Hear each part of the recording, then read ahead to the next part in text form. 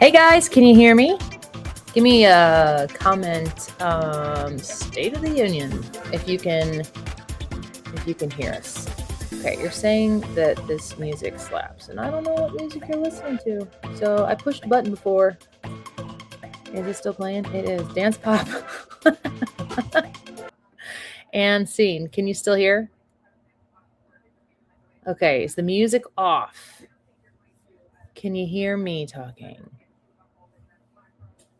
We're going to have a great time tonight. Okay, Brad, can you hear me talking okay? Because I can't hear me.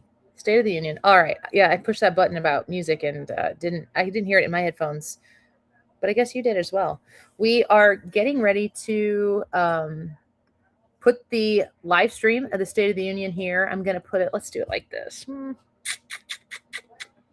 Managing this as I go. Put this sucker up here. So this is going to be, that's really fortunate that it's right behind the comments that are live. Just learn how to do this together, huh? What do you say? Maybe like that. There you go. What do you guys expect to have happen in here? I'm excited about this. I think it's going to be a really interesting direction for the president to set like the tone. Brad, I saw commented 70 Democrats not in attendance. That's quite a bit. And I think that's up from 50 from what I had heard earlier today. So that's probably expanded. Interesting to think about that many people not being present. Very interesting. So what we're going to do here is we're going to share the State of the Union on here. We're going to be able to watch it all together, listen to it all together. I'm excited about what this is going to be like. We should be live. And let's pop it in here and see if we are able to take this in together.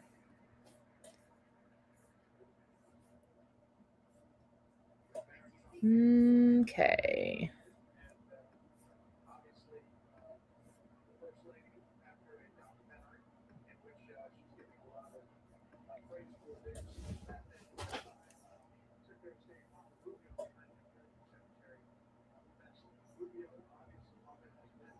It'll be very interesting to see how much the Epstein stuff, shiny guy, if any of that stuff comes up.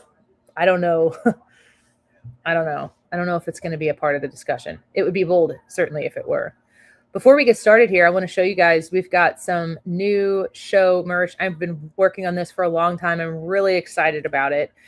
You can see right down here, these are some examples of the shirts that you can get now. It's basically the St. Louis conservative logo. I designed this logo, kind of did it for the station, but then they told me that I could keep it and kind of make it my own. So we've got these really cool St. Louis conservative sweatshirts and t-shirts, white and black. Looks like we're about to get started here. So if you're interested, anniefryshow.com/merch. Let's see here. We'll begin shortly. This is the YouTube feed from the White House that we're going to be watching here. And get this sucker off of here. We're going to be able to take it in all together.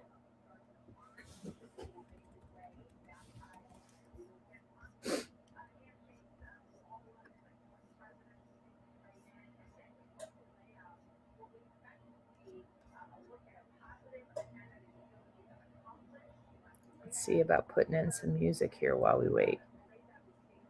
Some elevator music.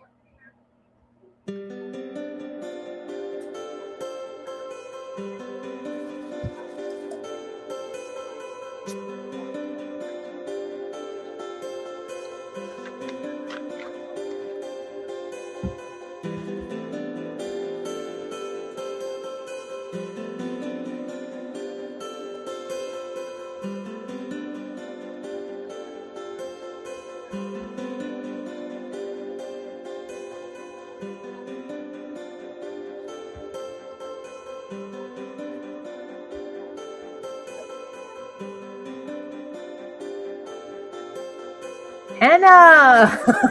No, it's just me. Jared made some, hold on a second. Hold on a second here. Jared made some pasta.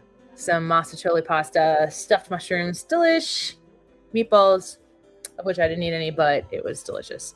Wingstop usually is the go-to, but it is just me, myself, and I putting on the show. Jensen's sitting right over here. She doesn't eat Wingstop, but she's crazy. But thanks for being here, Hannah. I was talking about you today. I will tell you more later. Hi, Benjamin. Thanks for being here today on Facebook. Shout out to the Facebook folks. We've been doing really well on Facebook lately, at least in traffic. We've got a ton of people hating me on there, but I'll monetize your hate.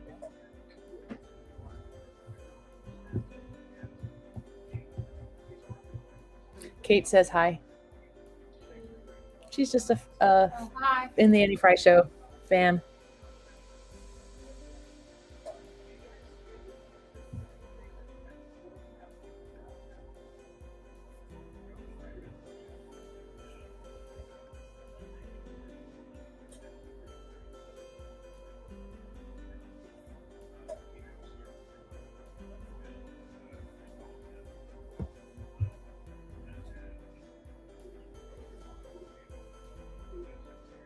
Got Fox News on behind me to kind of keep me on pace.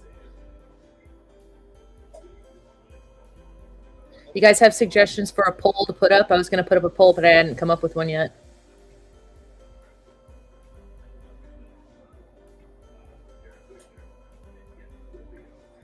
Bo Snerdley. Is that the real Bo Snerdley? That'd be cool if it were. You want to see Donald Trump go directly save act to John Thune? That'd be quite interesting to see. It'd be pretty bold.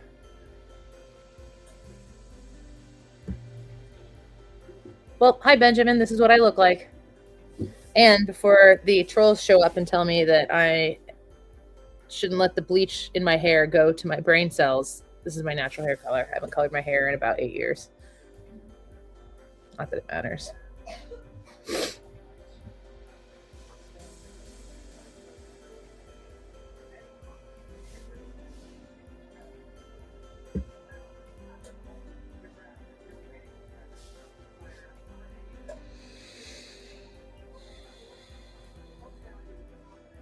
Dirk, what's up? Hey, you guys, if you don't mind, while we're here before the president starts talking and talks for who knows how long, if you would please be so kind as to give the video a thumbs up. That really helps our algorithm. So I don't really say that on the air because telling people to give the video a thumbs up on the radio sounds super douchey, honestly. But if you wouldn't mind, just throw that thumbs up on the video and share it if you don't mind, but that's a little bit of an extra ask. Your comments help, the thumbs up helps. We're just trying to be as digitally present as we can in a radio world. Thanks, Dirk. I like to be here. Thanks, Bo, for the thumb. Love my 57, or as Ryan said on the air, IVMY. I told him off the air, I'm like, I think that's Love My 57. And it looks like you've got your 57 picture maybe in your comment there, possibly. Thank you, Kate. Keep them coming. Like simple things like that, when you give when you interact and you give it a thumbs up right away, especially when we're live, it tells YouTube that people are interacting with it and that it's a valuable broadcast, and then it will show our stream to more people. So that helps. A poll on a rating of the State of the Union. I'll do that afterwards. We're going to grade the State of the Union tomorrow. That's going to be our poll on the show tomorrow. But let's see here. Let's start one here.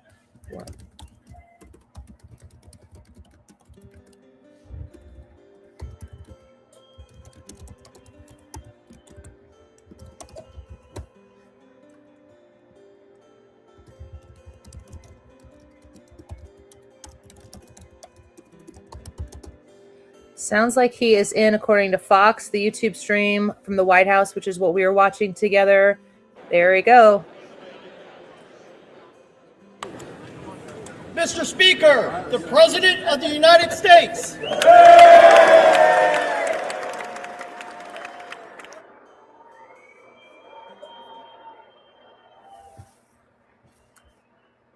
All right, now he's going to walk in and glad hand, mostly Republicans, because it looks like a lot of the Dems stayed home. There's Tim Burchett, no Carhartt.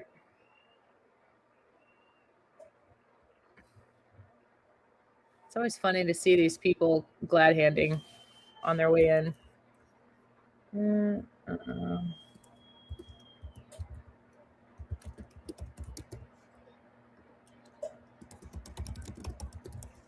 All right, there's your first poll. Get on the vote. I'll probably change it. Cheer like you're a hockey team. USA, USA.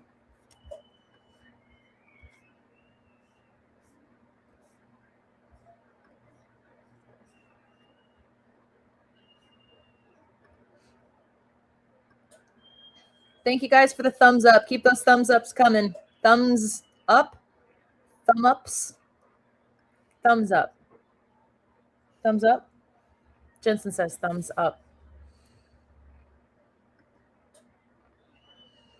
Hannah, since you're here, you want to be our woo girl? You don't have to share it with us. We'll just imagine it. Kind of an inside joke.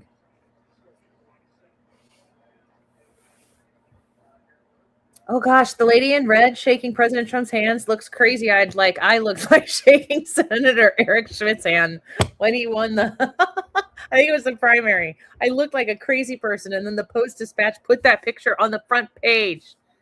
Not my finest moment. Okay.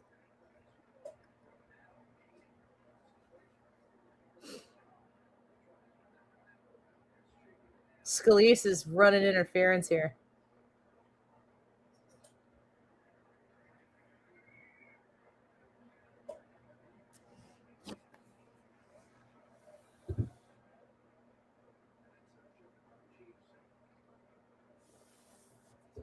Gonna need Kate. I don't know. I've thought about just dropping grades A, B, C, D, F. Thought about dropping that completely, and just doing like today. I did excellent, above average, needs improvement, or poor. Maybe something like that. Brad, keep up on the mechanics of it. You can jump in the background too if you want to, but you're sick. You should just enjoy the speech.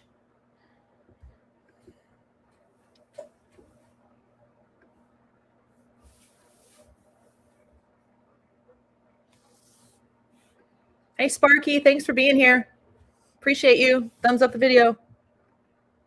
Our first woo from the woo girl. Thank you. Thank you. Thank you. His hair is messed up. JD Vance has got to fix it for him. That would be so funny if he just like foofed his hair. Pate, the stream on 97.1 is actual Fox News radio coverage. So if you're on your drive somewhere, turn on the radio station, find the Odyssey app. That's the best coverage you're gonna have on the go.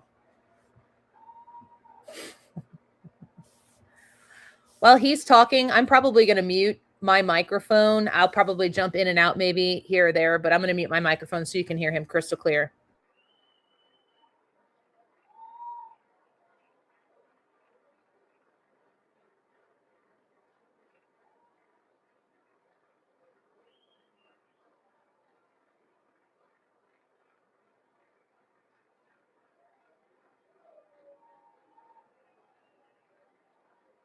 Everyone's worried about his hair. Did he get it fixed?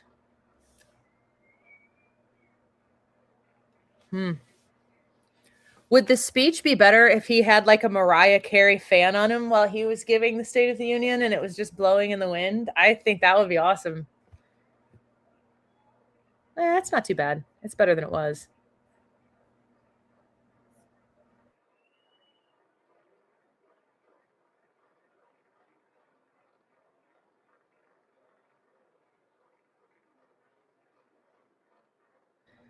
Again, before he starts, if you could please thumbs up the video. If you can share it on any socials where people might be interested. Members of Congress, I have the high privilege and distinct honor of presenting to you the President of the United States.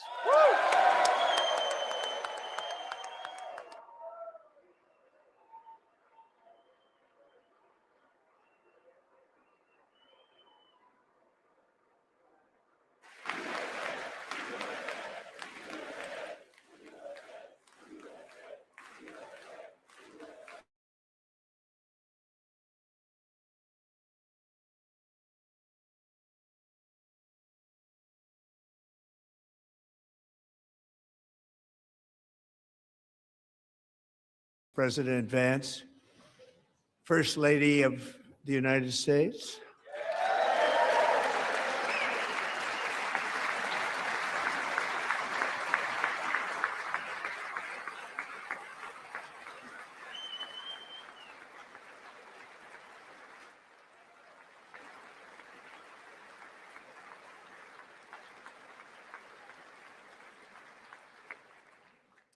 Second Lady of the United States,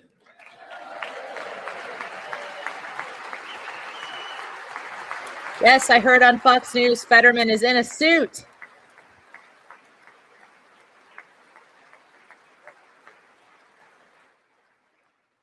members of Congress, and my fellow Americans. Our nation is back, bigger, better, richer, and stronger than ever before.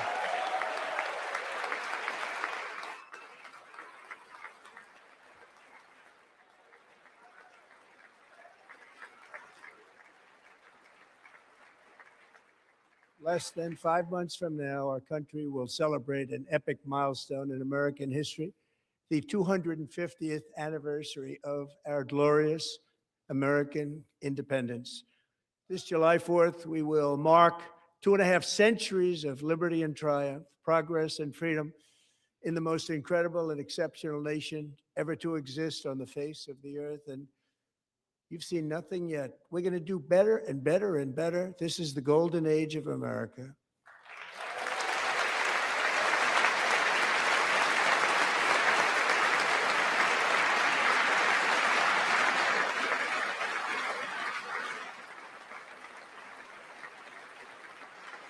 When I last spoke in this chamber 12 months ago, I had just inherited a nation in crisis with a stagnant economy, inflation at record levels, a wide open border, horrendous recruitment for military and police, rampant crime at home, and wars and chaos all over the world.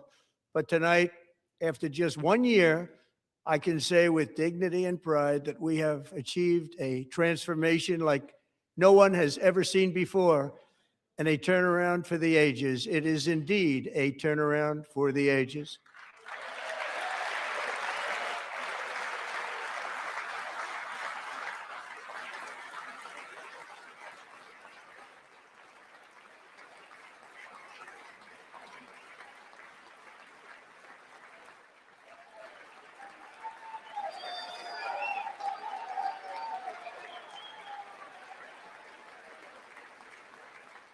And we will never go back to where we were just a very short time ago. We're not going back.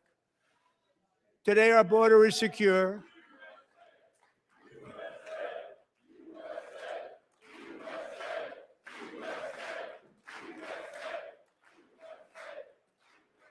Thank you. Today, our border is secure. Our spirit is restored. Inflation is plummeting. Incomes are rising fast.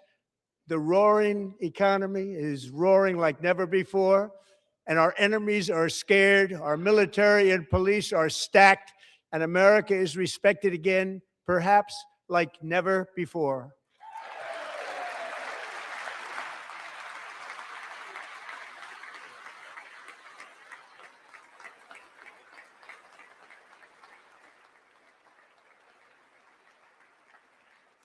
After 4 years in which millions and millions of illegal aliens poured across our borders, totally unvetted and unchecked, we now have the strongest and most secure border in American history by far.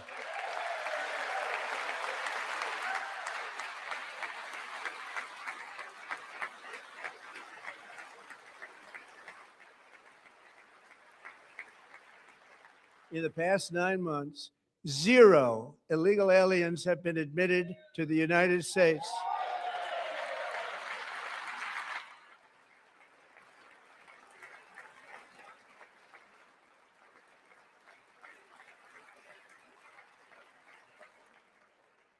But we will always allow people to come in legally, people that will love our country and will work hard to maintain our country.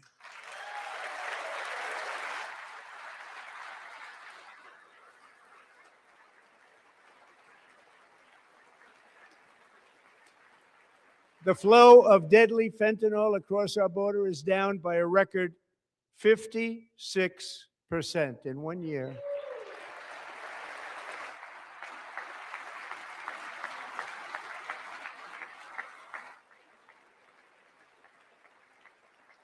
And last year, the murder rate saw its single largest decline in recorded history. This is the biggest decline, think of it, in recorded history, the lowest number in over 125 years, year 1900. In fact, substantially before my wonderful father, I had a wonderful father, Fred, before he was born, substantially before he was born. That's a long time ago. He wouldn't like me to say that, but that's a long time ago. The Biden administration and its allies in Congress gave us the worst inflation in the history of our country. But in 12 months, my administration has driven core inflation down to the lowest level in more than 5 years. And in the last 3 months of 2025, it was down to 1.7%.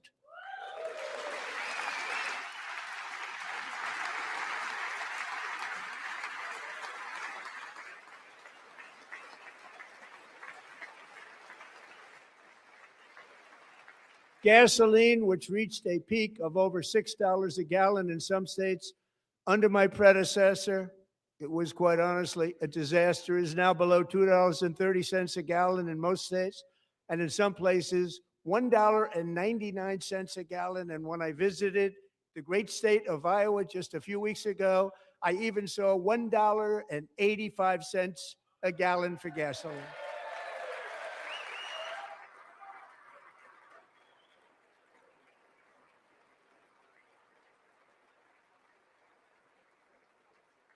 Mortgage rates are the lowest in 4 years and falling fast, and the annual cost of a typical new mortgage is down almost $5,000 just since I took office. 1 year.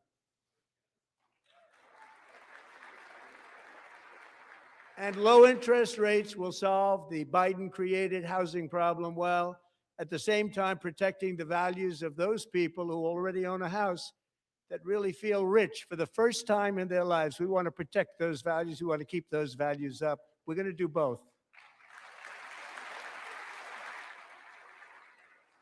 And we are going to keep it that way. The stock market has set 53 all-time record highs since the election. Think of that, 1 year. Boosting pensions, 401ks, and retirement accounts for the millions and millions of Americans. They're all gaining. Everybody's up, way up. In 4 long years, the last administration got less than $1 trillion in new investment in the United States. And when I say less, substantially less. In 12 months, I secured commitments for more than $18 trillion pouring in from all over the globe.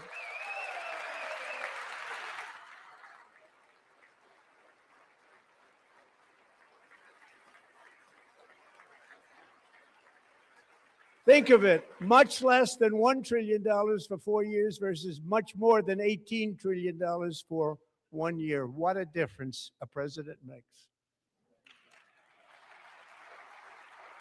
A short time ago, we were a dead country. Now we are the hottest country anywhere in the world, the hottest.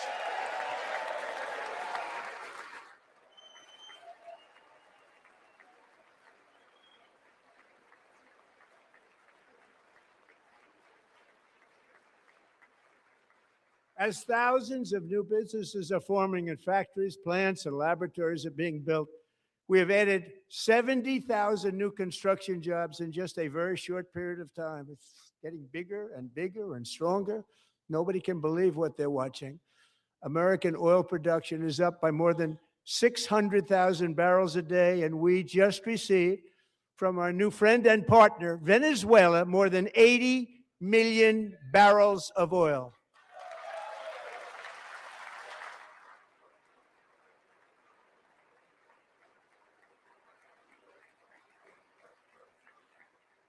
American natural gas production is at an all-time high because I kept my promise to drill, baby, drill.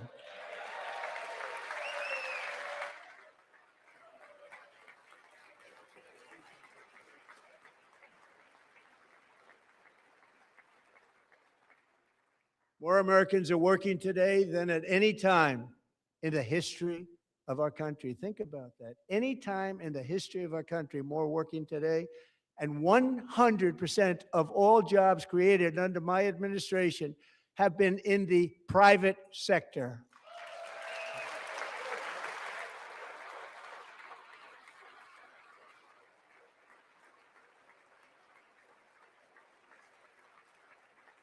We ended DEI in America.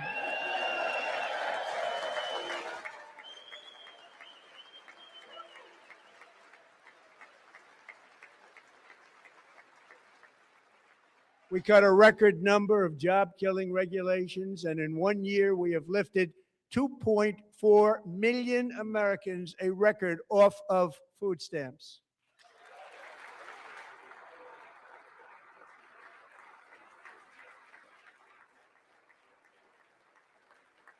And for all of these reasons, I say tonight, members of Congress, the state of our union is strong.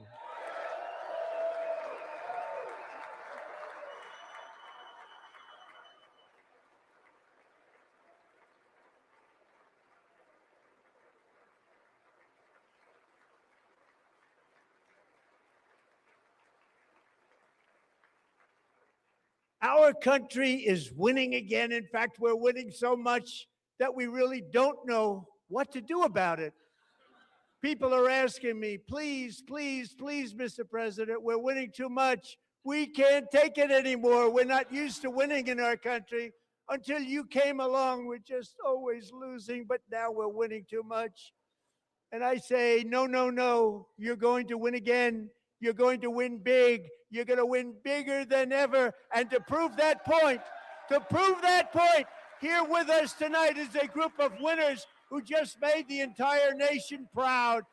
The men's gold medal Olympic hockey team. Come on in.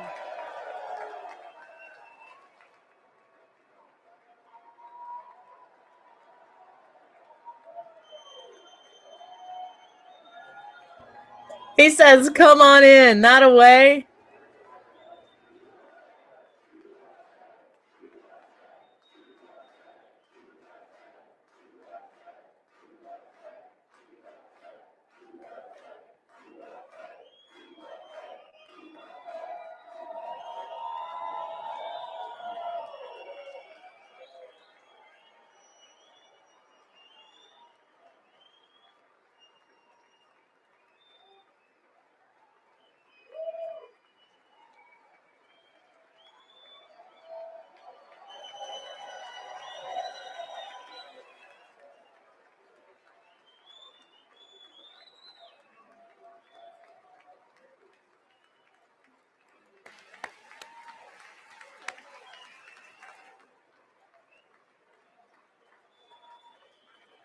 Go ahead.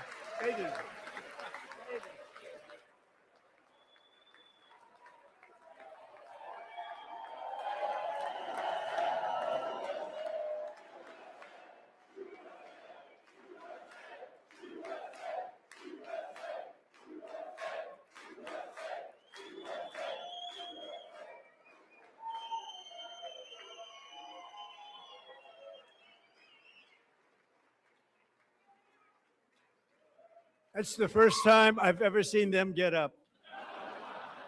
And actually, not all of them did get up. But they beat a fantastic Canadian team in overtime, as everybody saw, as did the American women who will soon be coming to the White House.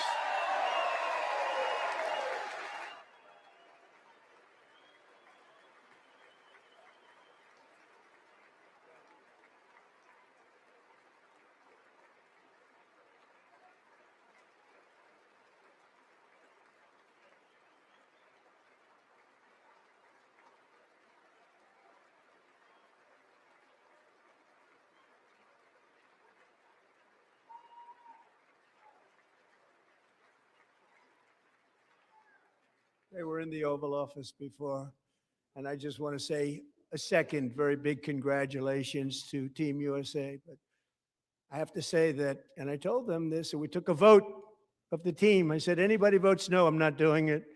So they stood there and they weren't about to say no because I've never seen a goaltender play as well as goalie Connor Hellebuck.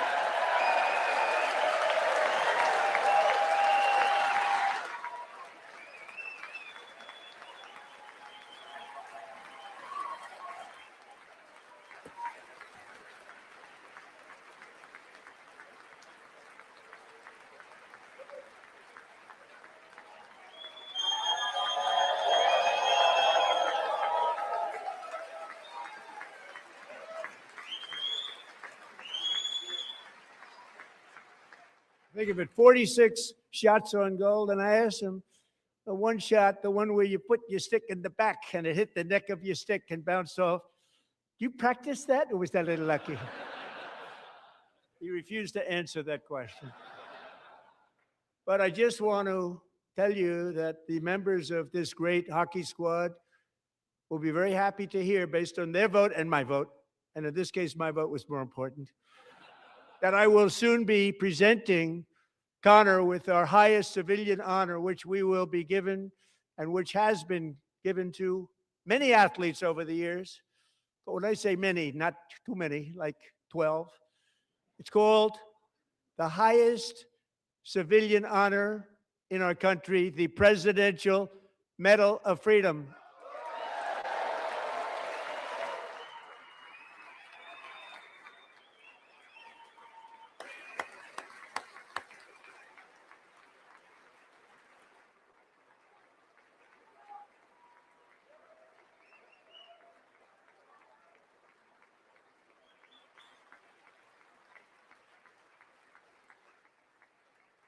Great athletes have gotten that, very great, the best, and I thought he deserved it. And I did take a vote, every single one of them. I said, I'm not giving it if anybody goes no, and every single one of them rapidly put up their hand.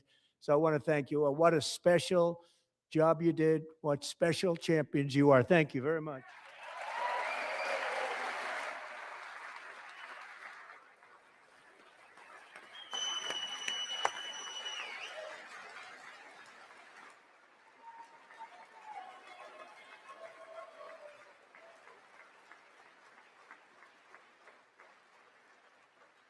I'm also pleased to say that the next time the Olympic torch is lit, it will be here in America for the 2028 Olympics, and it's the summer version right in Los Angeles. We're going to do a good job in Los Angeles.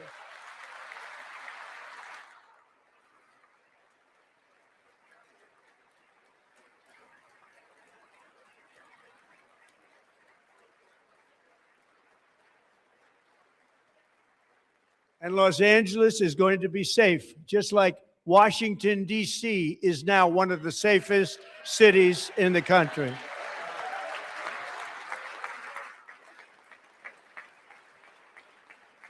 And this year, and I must say I got them both. I got them in the first term, and I was disappointed because I didn't think I'd be the president when this happened. But strange things took place. And now I've got them because I got the Olympics and I got the 2026 FIFA World Cup. And I wanted to claim the 250th, but I didn't get away with that one. I couldn't claim that one for myself. But we're getting the World Cup. So we have the World Cup and the Olympics coming. And that is exciting news.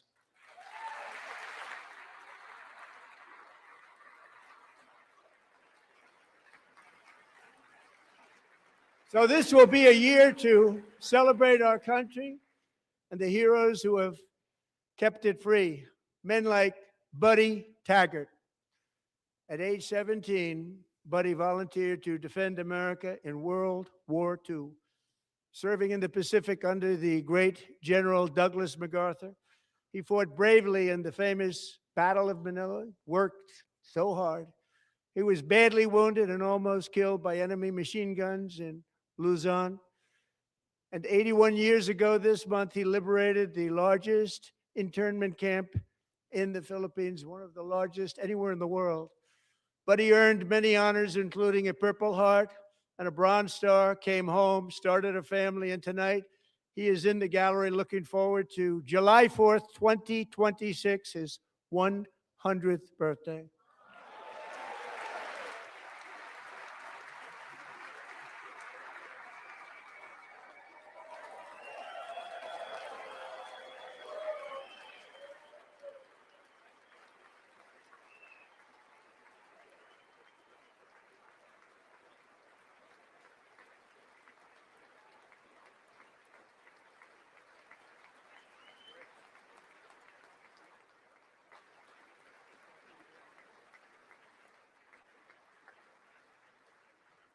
So, buddy, you're a brave man, and we salute you. Even in times of challenge, setback, and immense heartache, the spirit of 1776 has always shone through very brightly. It was July 4th of last year when floodwaters tore through a girls' summer camp in Central Texas. One of the worst things I've ever seen. I was there, rising 26 feet in the matter of minutes, tragically claiming many, many lives. You all remember that one. As the waters threatened to sweep her away, 11-year-old Millie Kate McClelland closed her eyes and prayed to God. She thought she was going to die. Those prayers were answered when Coast Guard rescue swimmer Scott Ruskin descended from a helicopter above. Nobody knew where he came from. It was Scott's first ever rescue mission, a young guy, but very brave, very, very top, always top in his class. And he lifted not just Millie Kate, but 164 others to safety.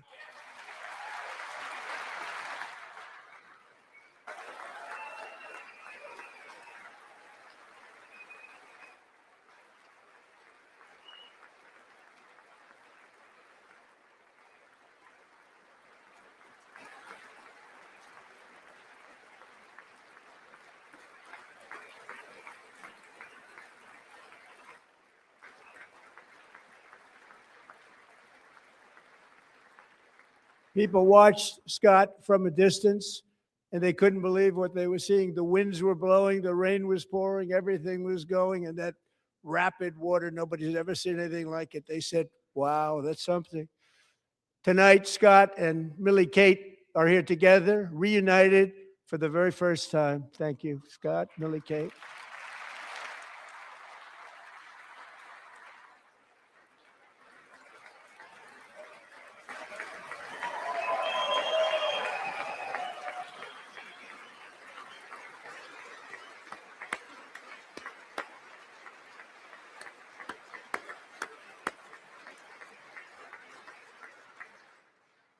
And Petty Officer Ruskin, I'm pleased to inform you that I am now awarding you the Legion of Merit for extraordinary heroism, which is what it was, extraordinary heroism. Thank you.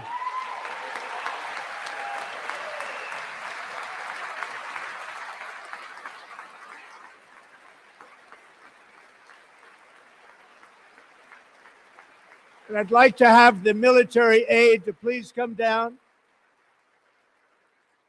and take care of the service. Military aid, thank you very much. Take care of that very important service. Thank you very much. From 1776 to today, every generation of Americans has stepped forward to defend life, liberty, and the pursuit of happiness. And they're really doing it for the next generation. But now it's our turn. Together, we're building a nation where every child has the chance to reach higher and go further, where government answers to the people, not the powerful, and where the interests of hardworking American citizens are always our first and ultimate concern. That is the debt we owe to the heroes who came before us, and that is the promise we must keep to America for our 250th year. Last year, I urged this Congress to begin the mission by passing the largest tax cuts in American history, and our Republican majorities delivered so beautifully. Thank you, Republicans.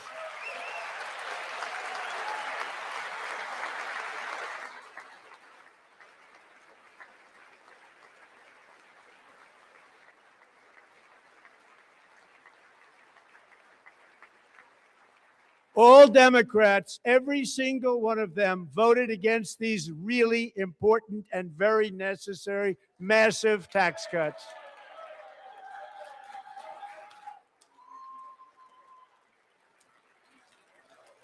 They wanted large-scale tax increases to hurt the people instead.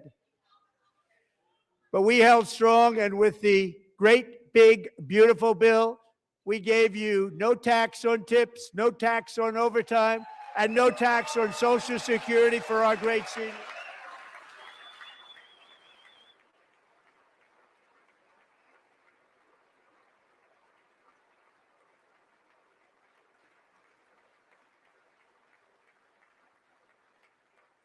And we also made interest on auto loans tax deductible the first time, but only if the car is made in America.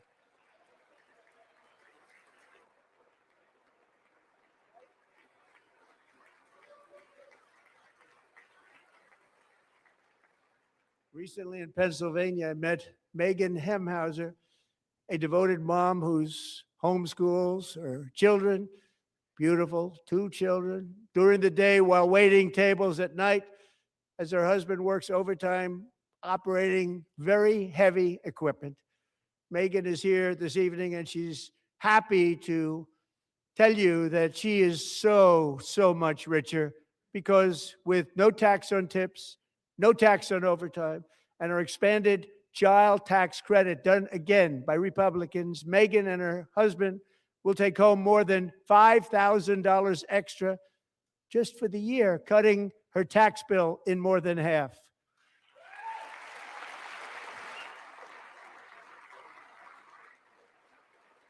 Megan, please stand up. We're fighting for you, Megan. Thank you, Megan. Thank you, Megan. We're fighting for you, Megan.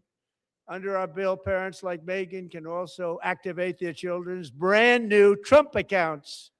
And I didn't name it. I did not name it. I did not name that.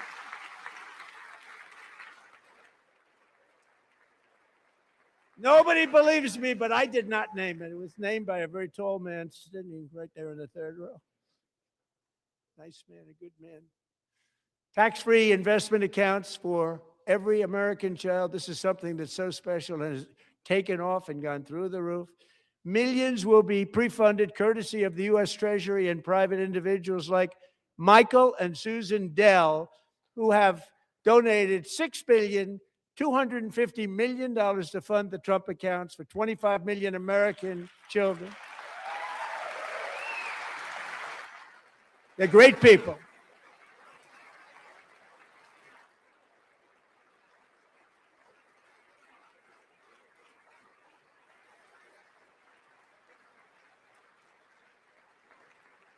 You know, I asked Michael Dell, how do you make all that money? He said, well, I just sat on my dorm in school and I made computers and I'd sell them to people.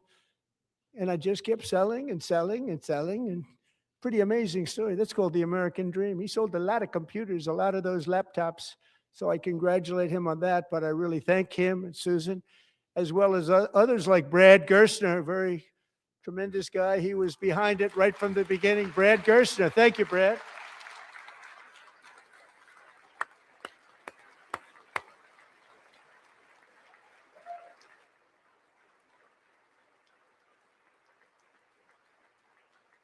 So with modest additional contributions, these young people's accounts could grow to over $100,000 or more by the time they turn 18. Think of it. How much money is that for somebody that started with nothing? Over 100,000, could be much more than that. To make this investment in our children's future, go to trumpaccounts.gov, trumpaccounts.gov. And a lot of people are doing it. It's setting every record in the book. It's popular. They knew what it was going to take. I'm so proud of them. I'm so proud of the people that got it started. And now it's just taken off. One of the primary reasons for our country's stunning economic turnaround, the biggest in history, where the Dow Jones broke 50,000 4 years ahead of schedule, and the S&P hit 7,000, where it wasn't supposed to do it for many years, were tariffs. I used these tariffs, took in hundreds of billions of dollars to make great deals for our country, both economically and on a national security basis. Everything was working well. Countries that were ripping us off for decades are now paying us hundreds of billions of dollars. They were ripping us so badly, you all know that. Everybody knows it. Even the Democrats know it. They just don't want to say it. And yet these countries are now happy, and so are we. We made deals. The deals are all done. And they're happy. They're not making money like they used to, but we're making a lot of money. There was no inflation, tremendous growth. And the big story was how Donald Trump called the economy correctly and 22 Nobel Prize winners in economics didn't. They got it totally wrong. They got it really wrong. And then just 4 days ago, an unfortunate ruling from the United States Supreme Court. It just came down. It came down. Very unfortunate ruling. But the good news is that almost all countries and corporations want to keep the deal that they already made, right, Scott? Knowing that the legal power that I, as president, have to make a new deal could be far worse for them, and therefore they will continue to work along the same successful path that we had negotiated before the Supreme Court's unfortunate involvement. So despite the disappointing ruling, these powerful countries saving, it's saving our country, the kind of money we're taking in, peace protecting. Many of the wars I settled was because of the threat of tariffs. I wouldn't have been able to settle them without. Will remain in place under fully approved and tested alternative legal statutes. And they have been tested for a long time. They're a little more complex, but they're actually probably better, leading to a solution that will be even stronger than before. Congressional action will not be necessary. It's already time tested and approved. And as time goes by, I believe the tariffs paid for by foreign countries will, like in the past, substantially replace the modern day system of income tax, taking a great financial burden off the people that I love.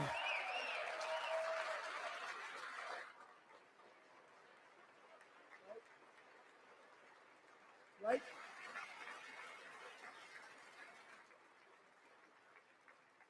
Moving forward, factories, jobs, investment, and trillions of dollars will continue pouring into the United States of America because we finally have a president who puts America first. I put America first. I love America.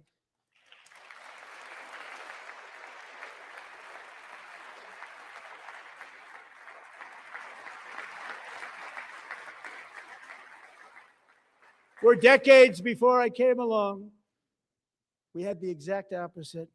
From trade to healthcare, from energy to immigration, everything was stolen and rigged in order to drain the wealth out of the productive, hardworking people who make our country great, who make our country run. Under Biden and his corrupt partners in Congress and beyond, it reached a breaking point with the Green New scam, open borders for everyone. They poured in by the millions and millions from prisons, from mental institutions. They were murderers, 11,888 murders. They came into our country. You allowed that to happen. And record-setting inflation that cost the typical family $34,000 in just a speck of time. Now the same people in this chamber who voted for those disasters suddenly used the word affordability, a word. They just used it. Somebody gave it to them, knowing full well that they caused and created the increased prices that all of our citizens had to endure. You caused that problem. You caused that problem.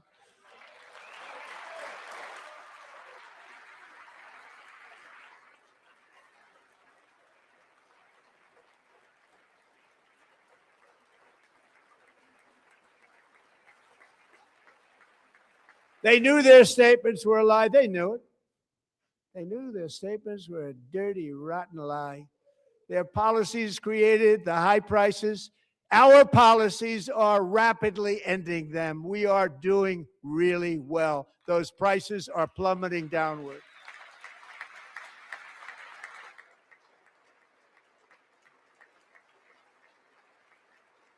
The price of eggs is down 60%, Madam Secretary. Thank you.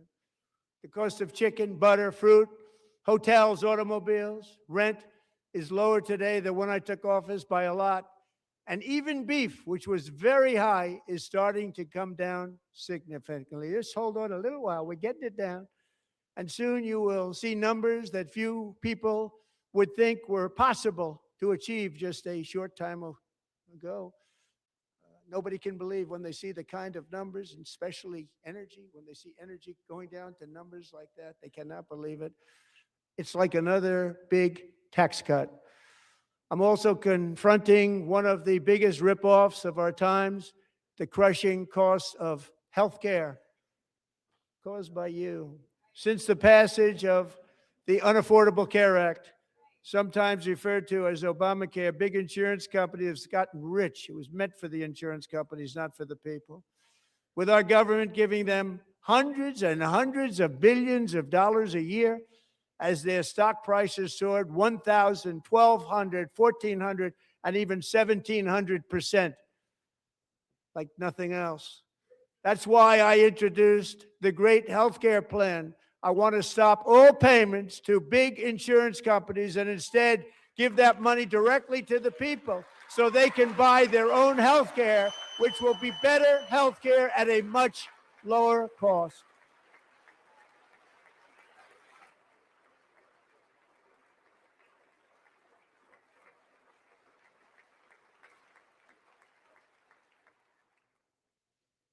In addition, my plan requires maximum price transparency. That's a big deal.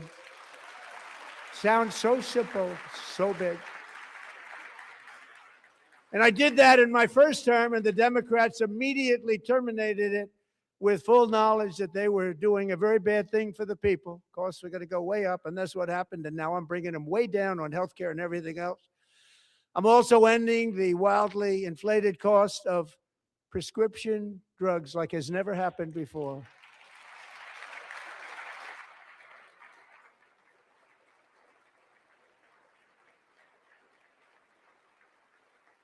Other presidents tried to do it, but they never could. They tried. Most didn't try, actually. But they tried. They said they tried. They couldn't do it. They didn't even come close. They were all talk and no action, but I got it done. Under my just enacted most favored nation agreements, Americans who have for decades paid by far the highest prices of any nation anywhere in the world for prescription drugs will now pay the lowest price anywhere in the world for drugs. Anywhere, the lowest price.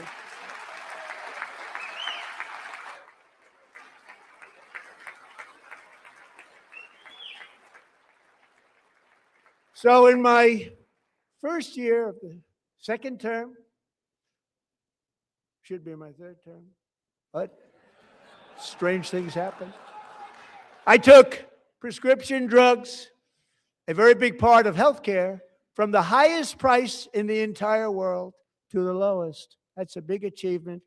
The result is price differences of 300, 400, 500, 600% and more, all available right now at a new website called TrumpRx.gov. And I didn't name that one either, by the way.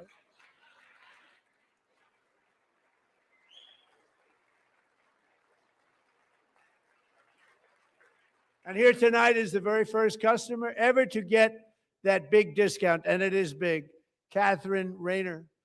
For 5 years, she and her husband have struggled with infertility, and they turned to IVF. One drug has been costing Catherine $4,000 to purchase. But a few weeks ago, she logged onto the Trump RX website and got that same drug that cost $4,000, got it for under $500, a reduction of much more, actually, than $3,500. Catherine, we are all praying for you, and you're going to be a great mom.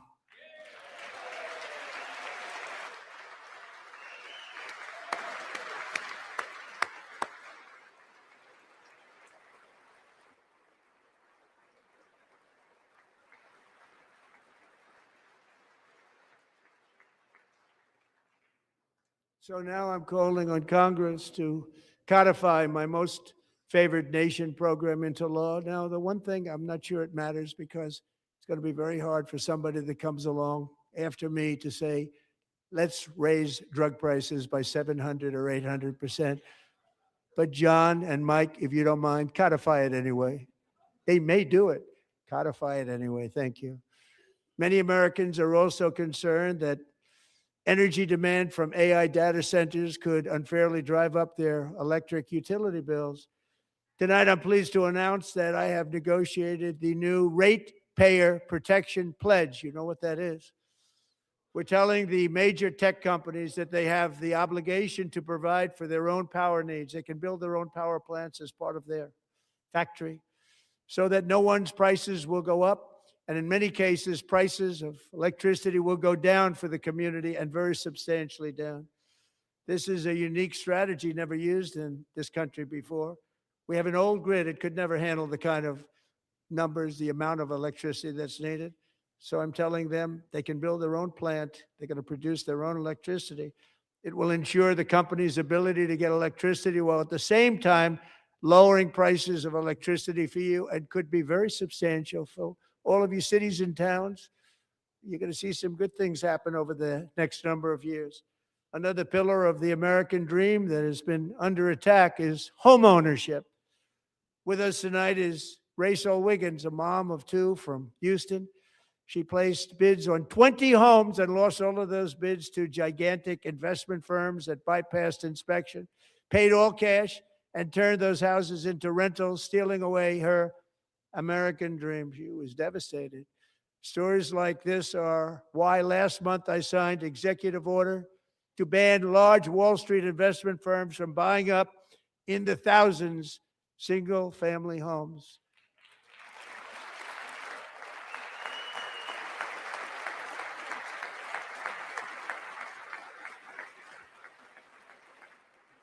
And now I'm asking Congress to make that ban permanent, because homes for people, really, that's what we want. We want homes for people, not for corporations. Corporations are doing just fine. Rachel, thank you very much. Good luck with your home. You'll get one soon.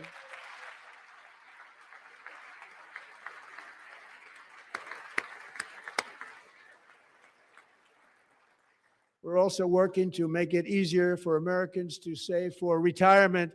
And under this administration, we will always protect Social Security and Medicare. They are not protecting it for our seniors. We will always protect Social Security, Medicare, Medicaid.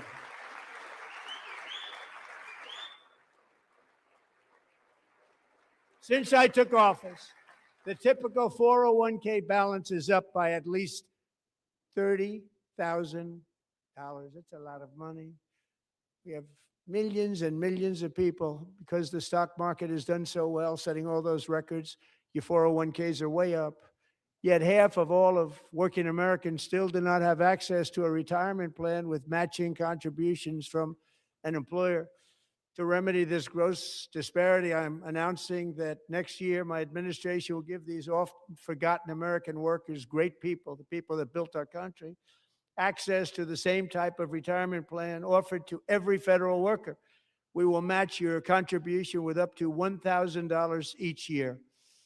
As we ensure that all Americans can profit from a rising stock market, let's also ensure that members of Congress cannot corruptly profit from using insider information.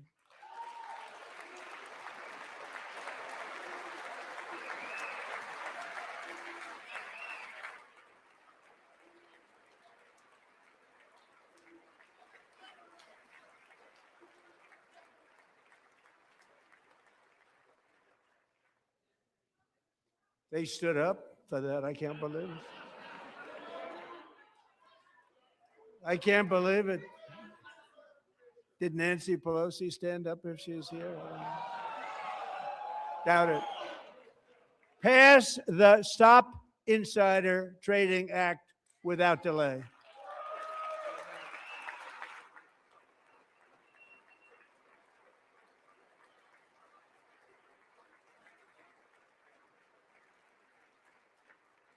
I wasn't sure if anybody, even on this side, was going to applaud for that. I'm very impressed. Thank you. I'm very impressed. But when it comes to the corruption that is plundering, it's plundering America. There's been no more stunning example than Minnesota, where members of the Somali community have pillaged an estimated $19 billion from the American taxpayer. Oh, we have all the information. And in actuality, the number is much higher than that. And California, Massachusetts, Maine, and many other states are even worse. This is the kind of corruption that shreds the fabric of a nation, and we are working on it like you wouldn't believe. So tonight, although started 4 months ago, I am officially announcing the war on fraud to be led by our great Vice President, J.D. Vance.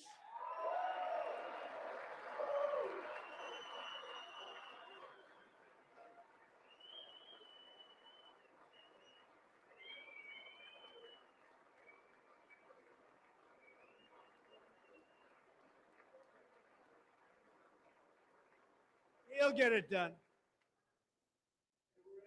Find enough of that fraud, we will actually have a balanced budget overnight. It'll go very quickly.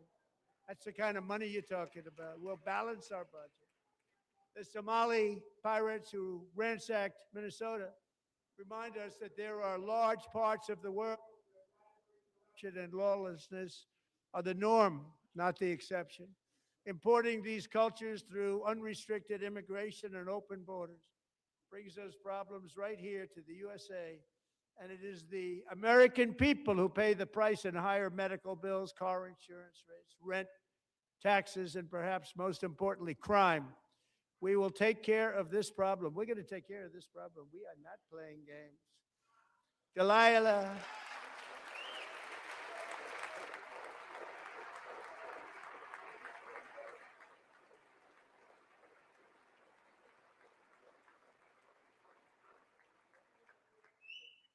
Delilah Colden was only 5 years old in June 2024 when a 18-wheel tractor trailer plowed into her stopped car traveling at 60 miles an hour or more. The driver was an illegal alien let in by Joe Biden and given a commercial driver's license by open borders politicians in California. Doctors said Delilah would never be able to walk or talk, have a good life. She wouldn't even be able to eat again. But against all odds, she is now in the first grade learning to walk. And she's here this evening with her dad, Marcus, a fantastic man. Delilah, please, you are a great inspiration. Please stand up.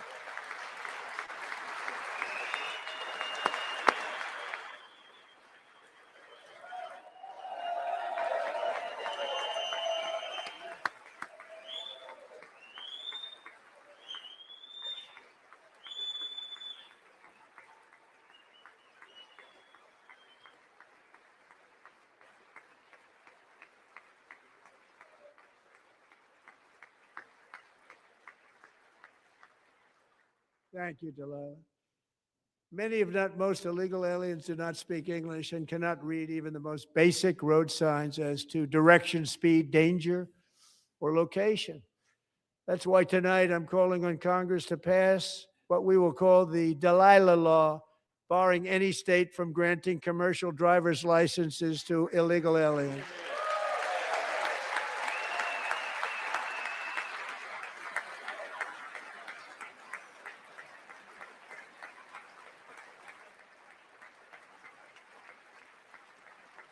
And yesterday, as you probably saw at the White House, I hosted a ceremony with Americans who lost their treasured loved ones to the scourge of illegal immigration. People came into our country, how we allowed this to happen with our open borders.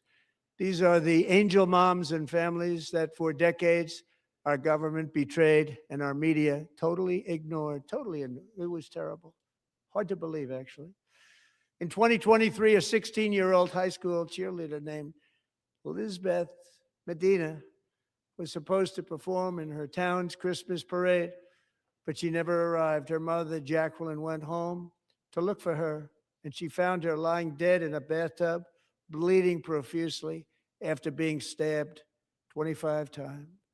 Elizabeth's killer was a previously arrested illegal alien who had broken in and brutally extinguished the brightest light in her family's life, violently and viciously. Her heartbroken mother is in the gallery to remind everyone in this chamber exactly why we are deporting illegal alien criminals to our country at record numbers, and we're getting them the hell out of here fast. We don't want them.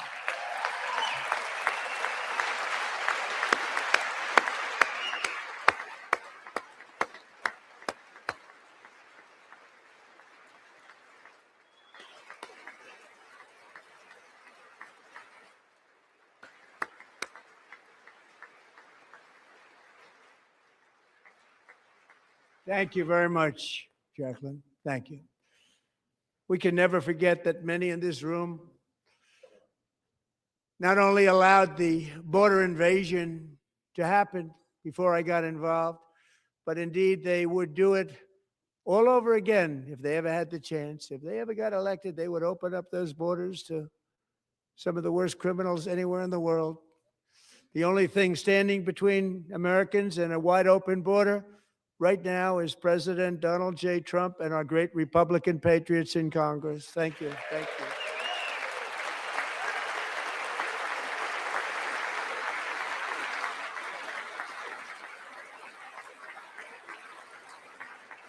As we speak, Democrats in this chamber have cut off all funding for the Department of Homeland Security. It's all cut off. It's all cut off. They have instituted another Democrat shutdown, the first one costing us 2 points on GDP. 2 points we lost on GDP, which probably made them quite happy, actually. Now they have closed the agency responsible for protecting Americans from terrorists and murderers.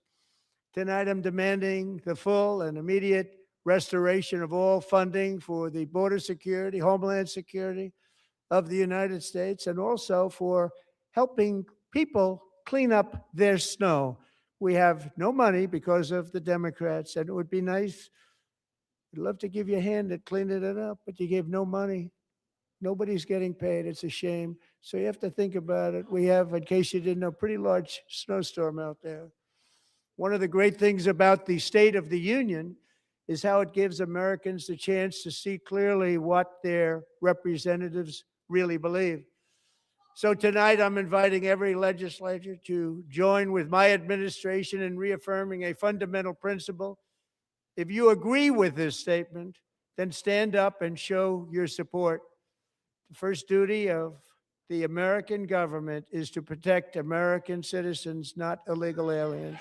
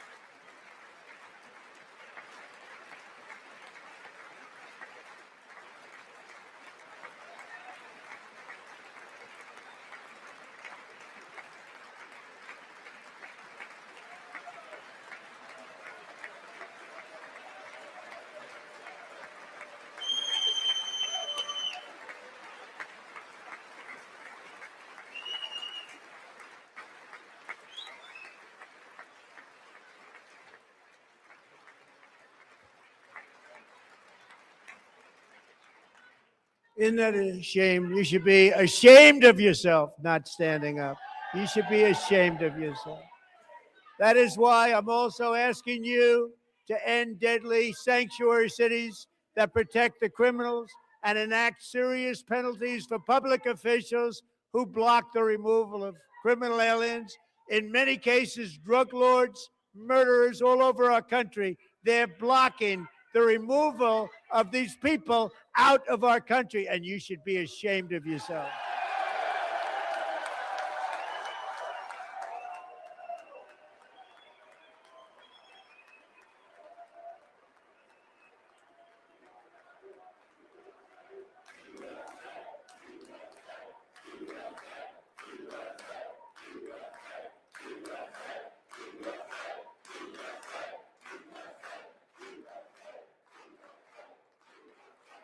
And perhaps most importantly, I'm asking you to approve the Save America Act,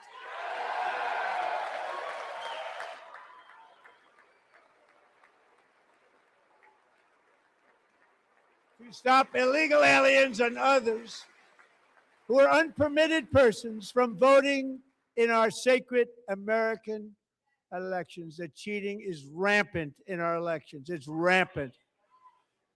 It's very simple. All voters must show voter ID.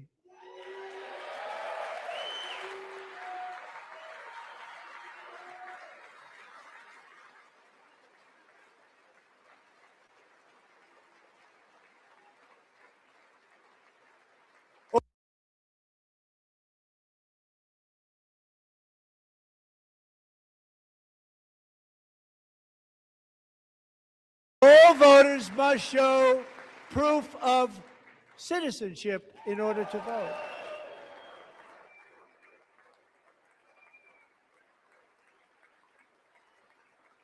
And no more crooked mail-in ballots except for illness, disability, military, or travel. None. And this should be an easy one. And by the way, it's polling at 89%, including Democrats, 89%.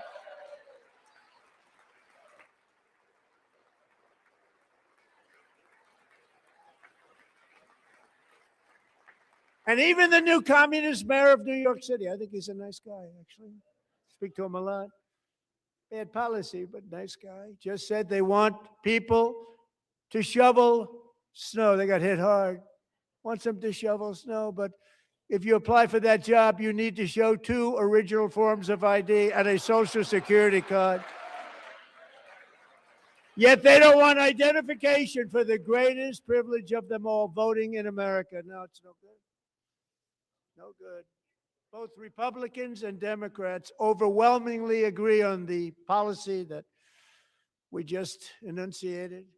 And Congress should unite and enact this common sense, country-saving legislation right now, and it should be before anything else happens.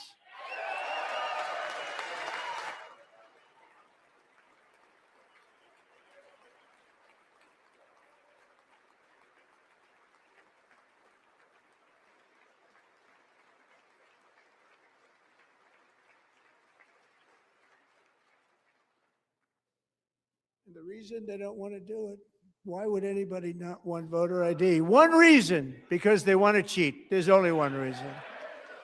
They make up all excuses. They say it's racist. They come up with things you almost say, what imagination they have.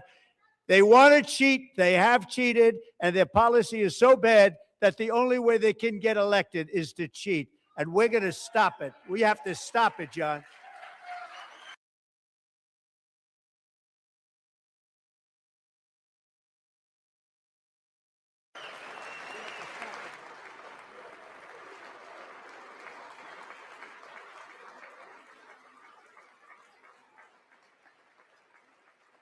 And here is one more opportunity to show common sense in government. In the gallery tonight are Sage Blair and her mother, Michelle. In 2021, Sage was 14 when school officials in Virginia sought to socially transition her to a new gender, treating her as a boy and hiding it from her parents. Hard to believe, isn't it? Before long, a confused Sage ran away from home after she was found in a horrific situation in Maryland. A left-wing judge refused to return Sage to her parents because they did not immediately state that their daughter was their son. Sage was thrown into an all-boys state home and suffered terribly for a long time. But today, all of that is behind them because Sage is a proud and wonderful young woman with a full ride scholarship to Liberty University. Sage and Michelle, please stand up.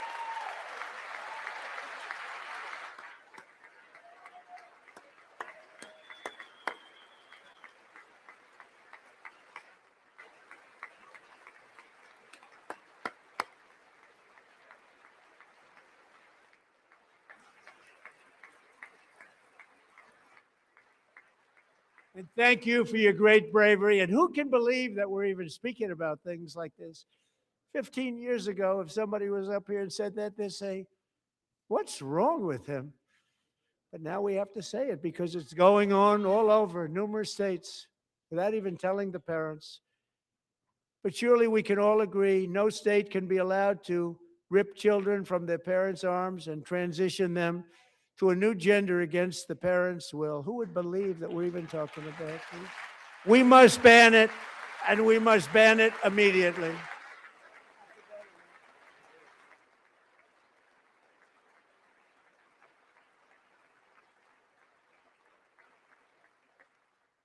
Look, nobody stands up. These people are crazy. I'm telling you, they're crazy.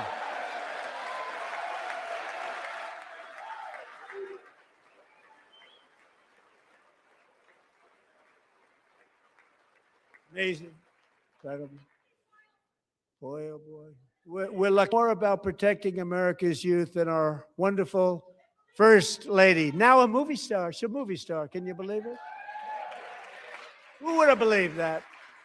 Over the past year, she has had an incredible impact championing AI legislation, advancing a landmark executive order on foster care, and helping secure $30 million to launch the Melania Trump Foster Youth to Independence Initiative. It's a tremendous, really a tremendous thing that happened and had a lot of bipartisan support.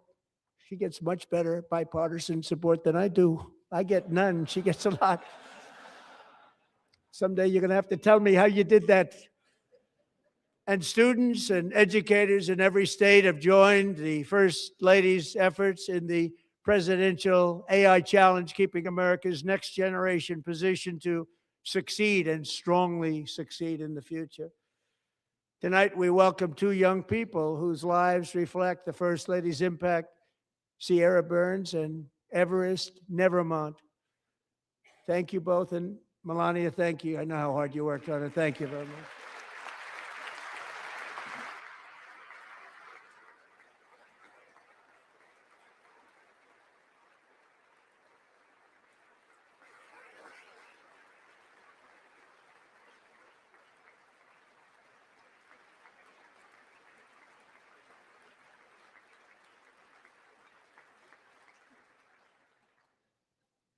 I'm very proud to say that during my time in office, both the first 4 years and in particular this last year, there has been a tremendous renewal in religion, faith, Christianity, and belief in God. Tremendous renewal.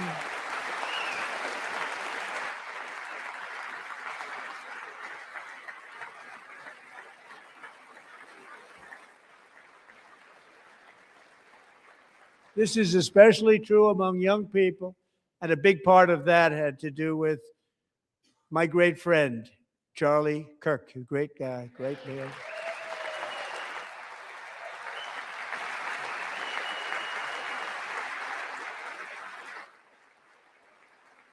So last year, Charlie was violently murdered by an assassin and martyred, really martyred for his beliefs. His wonderful wife, Erica, is with us tonight. Erica, please stand.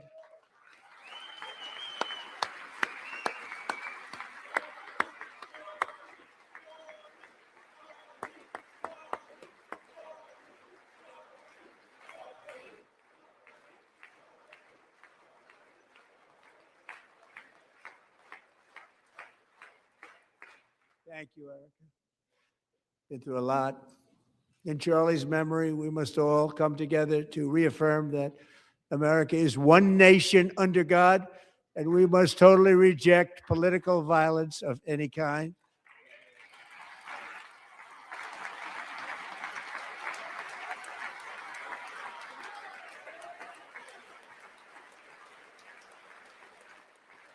We love religion, and we love bringing it back, and it's coming back at levels that nobody actually thought possible. It's really a beautiful thing to see. Above all, unleashing America's promise requires keeping our communities safe. We have made incredible strides, yet dangerous repeat offenders continue to be released by pro-crime Democrat politicians again and again. We are honored to be joined tonight by a woman who's been through hell, Anya Zuretska. In 2022, she and her beautiful daughter, so beautiful, what a beautiful young woman, Irina, fled war-torn Ukraine to live with relatives near Charlotte, North Carolina. And by the way, what's going on with Charlotte? Last summer, 23-year-old Irina was riding home on the train when a deranged monster who had been arrested over a dozen times and was released through no cash bail stood up and viciously slashed a knife through her neck and body. No one will ever forget there were people on that train. No one will ever forget the expression of terror on Irina's face as she looked up at her attacker in the last seconds of her life. She died instantly. She had escaped a brutal war only to be slain by a hardened criminal, set free to kill in America, came in through open borders. Mrs. Zuretska, tonight I promise you we will ensure justice for your magnificent daughter, Irina.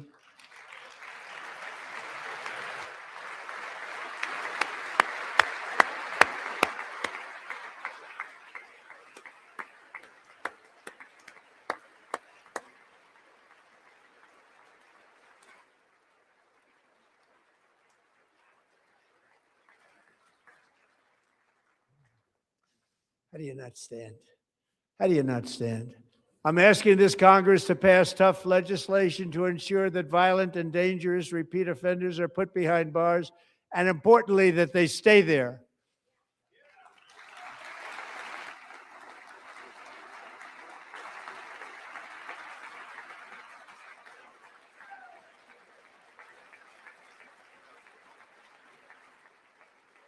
Starting last summer, I deployed our National Guard and federal law enforcement to restore law and order to our most dangerous cities, including Memphis, Tennessee, big success, New Orleans, Louisiana, big success, and our nation's capital itself, Washington, D.C., where we have almost no crime anymore in Washington, D.C. How did that happen?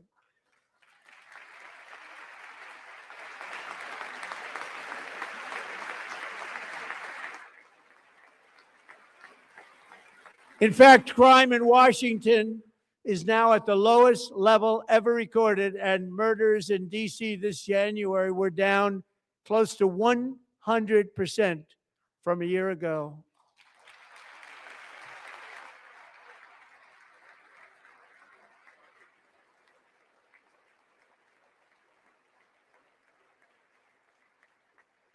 They don't like to hear that.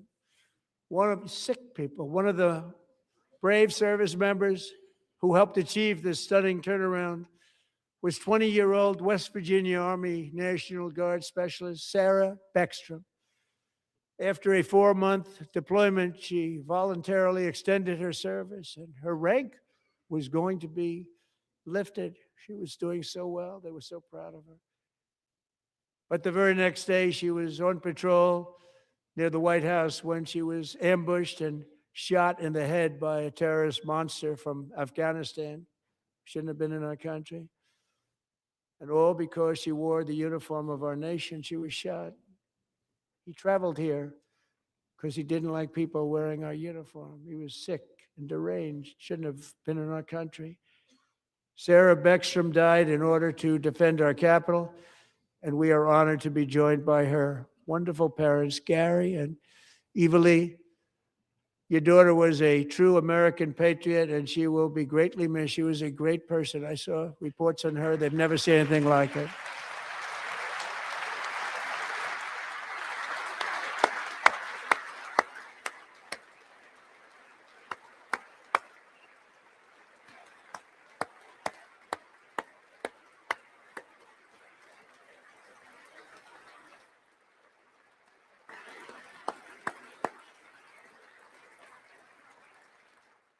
So sorry. Thank you very much.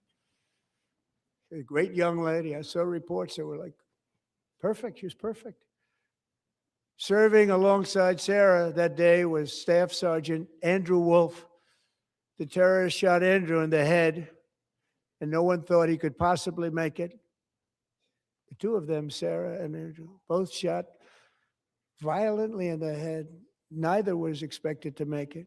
They weren't even given a chance, except his wonderful mother, named Melody, who I spoke to the same night. And she was so positive.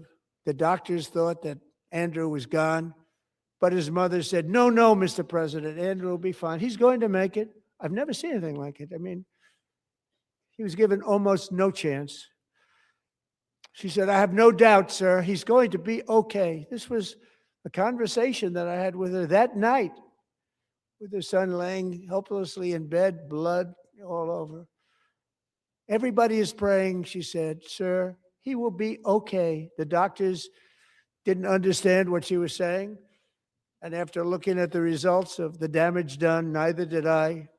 She was so strong and conclusive that even Andrew's great father felt she didn't really understand the gravity of the situation. But she turned out to be right. Right, Melody? She turned out to be right.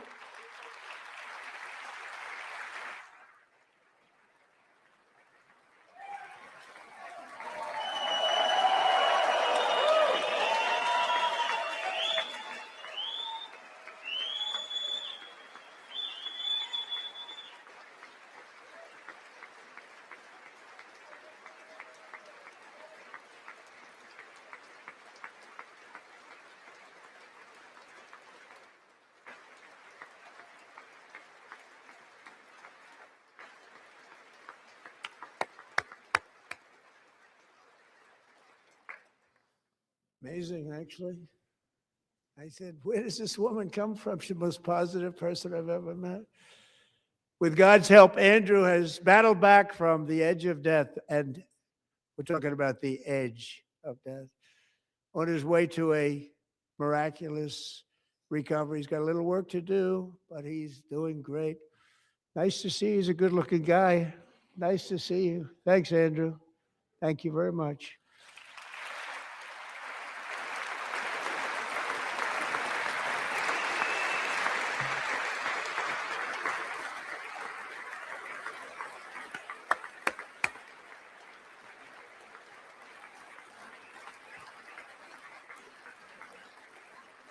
So, Andrew, while you're up, now I'm going to ask a highly respected General James Seward to present Staff Sergeant Andrew Wolf and the great family of Sarah Beckstrom with the award created by our late, great President George Washington himself. It's called the Purple Heart.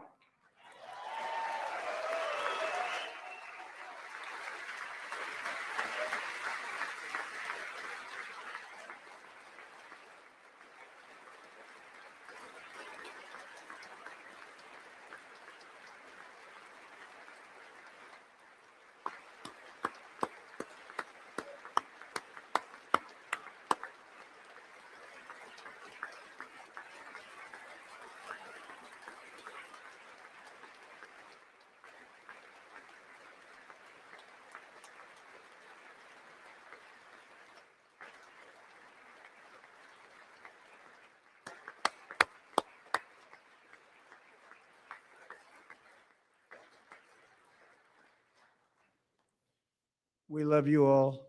Love you. We're proudly restoring safety for Americans at home, and we are also restoring security for Americans abroad. Our country has never been stronger. In my first 10 months, I ended 8 wars, including Cambodia. Isn't it funny? Sick people. Cambodia and Thailand, Pakistan and India.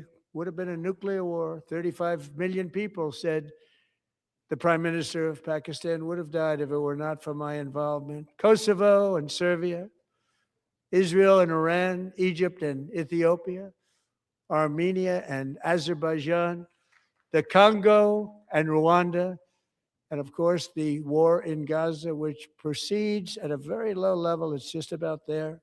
And I want to thank Steve Witkoff and Jared Kushner for your help. Thank you, Steve. Thank you, Jared.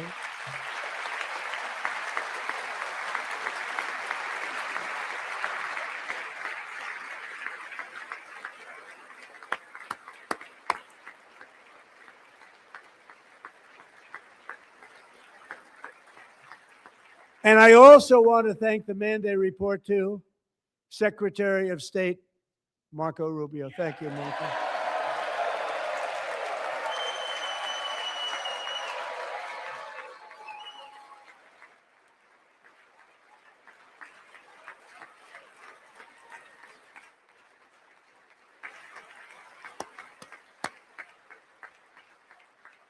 People like you.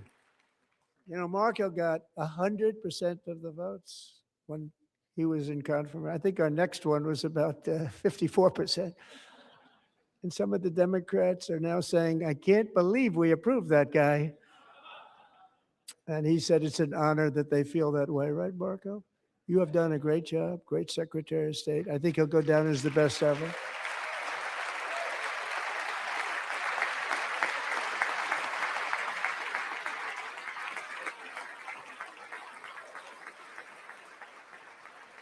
Under the ceasefire I negotiated, every single hostage, both living and dead, has been returned home. Can you believe that?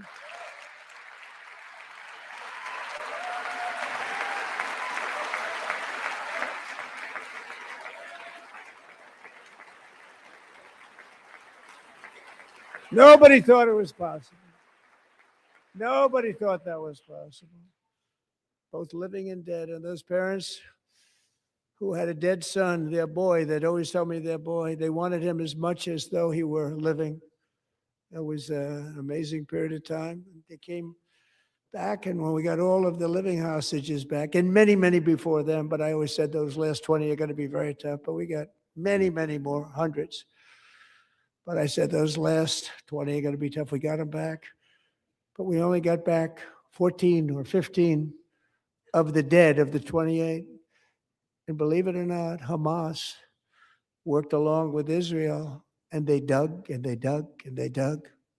It's a tough thing to do, going through bodies all over, passing up 100 bodies sometimes for each one that they found.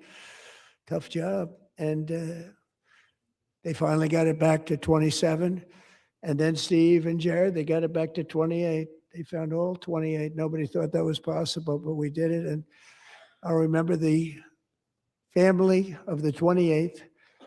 They were so grieved, but they were so happy as it's possible to be. They had their boy back. The mother said, "Sir, we have our boy back." What a period of time that was, but we got them all back. So thank you both very much. Great job.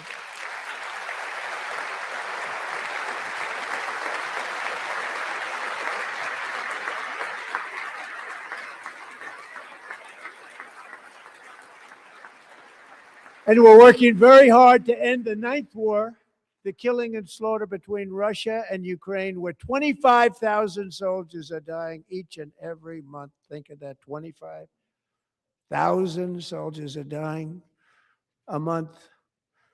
A war which would have never happened if I were president, would have never happened. As president, I will make peace wherever I can, but I will never hesitate to confront threats to America wherever we must.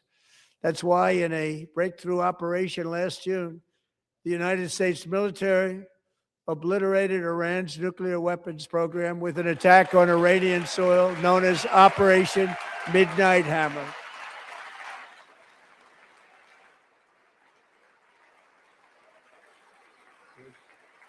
Good.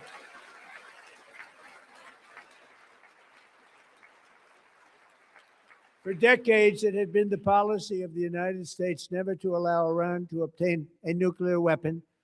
Many decades.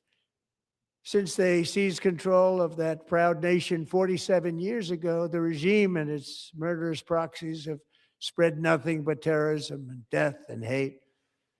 They've killed and maimed thousands of American service members and hundreds of thousands and even millions of people with what's called roadside bombs. They were the kings of the roadside bomb. And we took out Soleimani. I did that during my first term. Had a huge impact. He was the father of the roadside bomb.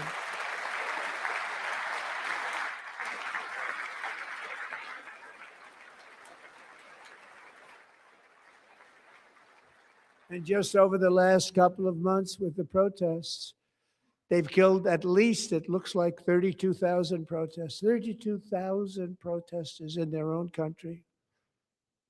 They shot them and hung them. We stopped them from hanging a lot of them with the threat of serious violence. But this is some terrible people. They've already developed missiles that can threaten Europe and our bases overseas, and they're working to build missiles that will soon reach the United States of America. After Midnight Hammer, they were warned to make no future attempts to rebuild their weapons program, and in particular, nuclear weapons. Yet they continue starting it all over. We wiped it out, and they want to start all over again, and are at this moment again pursuing their sinister ambitions. We are in negotiations with them. They want to make a deal, but we haven't heard those secret words. We will never have a nuclear weapon. My preference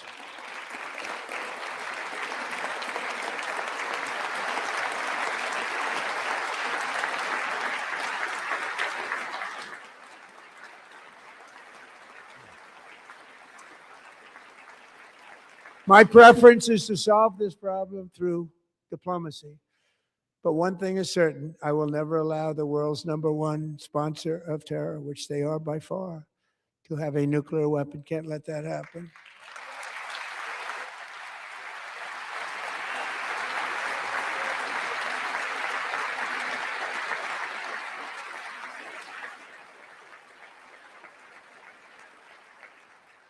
And no nation should ever doubt America's resolve. We have the most powerful military on earth. I rebuilt the military in my first term. We're going to continue to do so. Also, we just approved a $1 trillion budget. We have no choice. We have to be strong because hopefully we will seldom have to use this great power that we built together. It's really called peace through strength, and it's been very, very effective.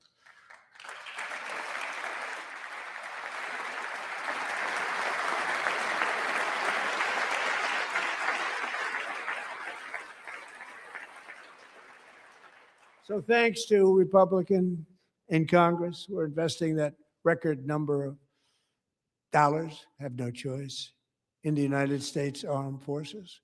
Also creating a lot of jobs, but we're not even doing it for that reason. Because as I said, we have more jobs, more people working today than ever before in the history of our country. And NATO countries are friends and allies. They are. They're our friends and they're our allies. Have just agreed at my very strong request to pay 5% of GDP for military defense rather than the 2%, which they weren't paying. We were paying for almost all of NATO. Now they're paying 5 as opposed to not paying 2.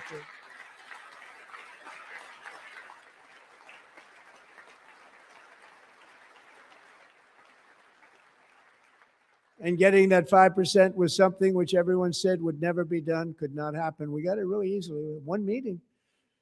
And big difference between 2% that's not paid. We were paying the freight of many of them. Very few were paid up.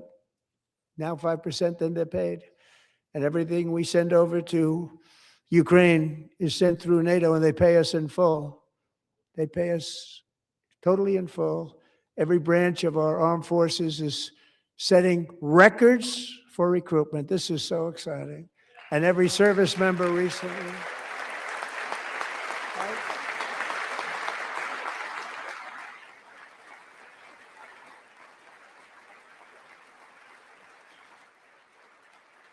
And every service member recently received a warrior dividend of $1,776.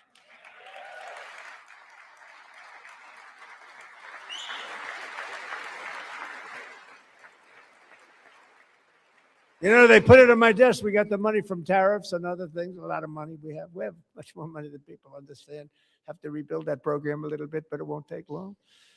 But we got the money, and it was $1,775, and they wanted my approval. And I said, what's the number? $1,775. I said, wait a minute. For $1 more, we can have $1,776. It's going to I said, we're going to figure that. I never asked anybody if we could afford it. One more dollar. I said 1776. And I said, that's good. And I'll tell you what, our military, that was 4 months ago, our military, I never see a person in the military that doesn't thank me for it. So we're honored to do it. They deserve it. And we call it 1776. It was great. And we love our military. We love our law enforcement. We love our firemen. You know, the firemen don't get mentioned enough. We love our firemen. We're also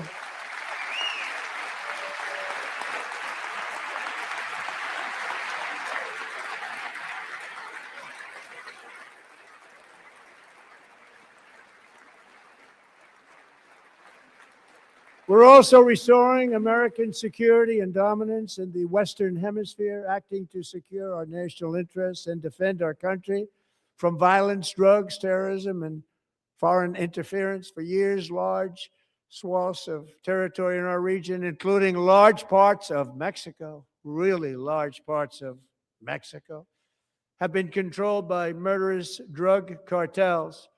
That's why I designated these cartels as foreign terrorist organizations, and I declared illicit fentanyl as a weapon of mass destruction.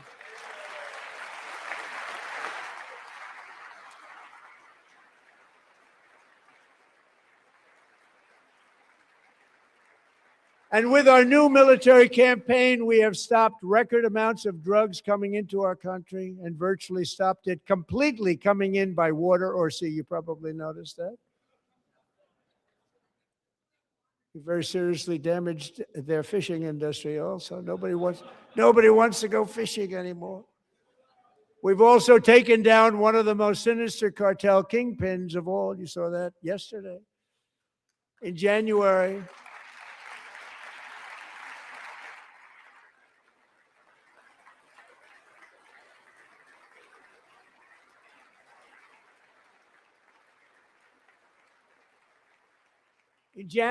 elite American warriors carried out one of the most complex, spectacular feats of military competence and power in world history. No one's seen anything like it. Foreign leaders, I won't tell you who, called me and they said, very impressive, very impressive. They couldn't believe, they all watched, they saw what happened. This is a different fighting force that we had years ago when we fought to tie. You know, it's a great fighting force. I'm so proud of it. Look at Space Force. Space Force is my baby because we did that. My baby, it's becoming so important.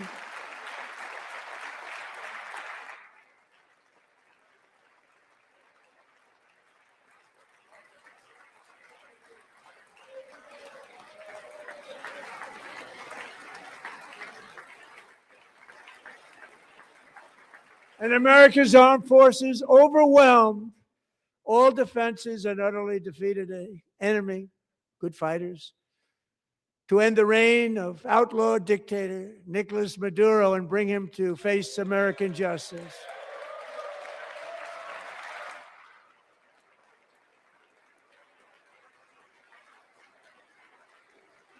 And this was an absolutely colossal victory for the security of the United States, and it also opens up a bright new beginning for the people of Venezuela. We're working closely with the new president of Venezuela, Delcy Rodriguez, to unleash extraordinary economic gains for both of our countries and to bring new hope to those who have suffered so terribly. They really did suffer. With us tonight is Alejandro Gonzalez. She grew up in a tight-knit Venezuelan family and was especially close to her beloved uncle Enrique. But after Enrique ran for office and opposed Maduro, he was kidnapped by Maduro's security forces and thrown into the regime's really infamous prison in Caracas. Alejandro feared she would never see her uncle again. She feared for her own life also. But since the raid, we have worked with the new leadership, and they have ordered the closure of that vile prison and released hundreds of political prisoners already, with more to come. Alejandro, I'm pleased to inform you that not only has your uncle been released, but he is here tonight. We brought him over to celebrate his freedom with you in person. Enrique, please come down.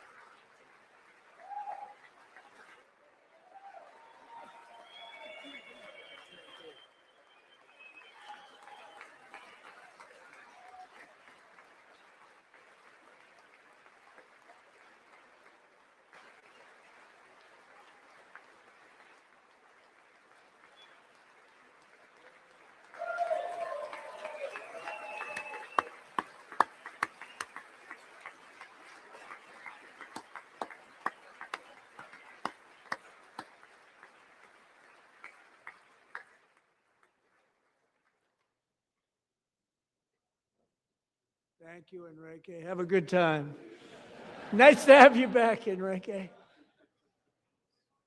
There were many heroes on that January raid to capture Maduro, really great heroes. It was very dangerous. They knew we were coming. They were all set. But the deeds of one warrior that night will live forever in the eternal chronicles of military valor. Chief Warrant Officer 5, Eric Slover, planned the mission and was the flight lead in the cockpit of the first helicopter, a big, beautiful, powerful helicopter. It was a massive Chinook carrying, as you can imagine, many, many American warfighters. Wearing the dog tags, his wife Amy had blessed with holy water before he left. She knew it was going to be a rough one. Eric steered the Chinook under the cover of night and descended swiftly upon Maduro's heavily protected military fortress. This was a major military installation, protected by thousands of soldiers and guarded by Russian and Chinese military technology. How did that work out? Not too good. While preparing to land, enemy machine guns fired from every angle, and Eric was hit very badly in the leg and hip, one bullet after another. He absorbed 4 agonizing shots, shredding his leg into numerous pieces. And yet, despite the fact that the use of his legs was vital to successful helicopter flight, legs are the most important part of flying a helicopter. To deliver the many commandos who would capture and detain Maduro was the only thing Eric was thinking about. Then, even as he was gushing blood, which was flowing back down the aisle, helicopter lands at a steep angle. The machine guns stood right in front of him. They were right in front of him, 2 machine gunners who escaped the wrath of the previous planes. Eric maneuvered his helicopter with all of those lives and souls to face the enemy and let his gunners eliminate the threat. Turned the helicopter around so the gunners could take care of business, saving the lives of his fellow warriors from what could have been a catastrophic crash deep in enemy territory. Only after safely landing the helicopter with all the warriors aboard in the exact right spot, which was vital to the mission. We probably would have had to maybe cancel the mission if that didn't happen. Eric told his co-pilot, also wounded, but not as gravely, to take over. I'm about ready to pass out.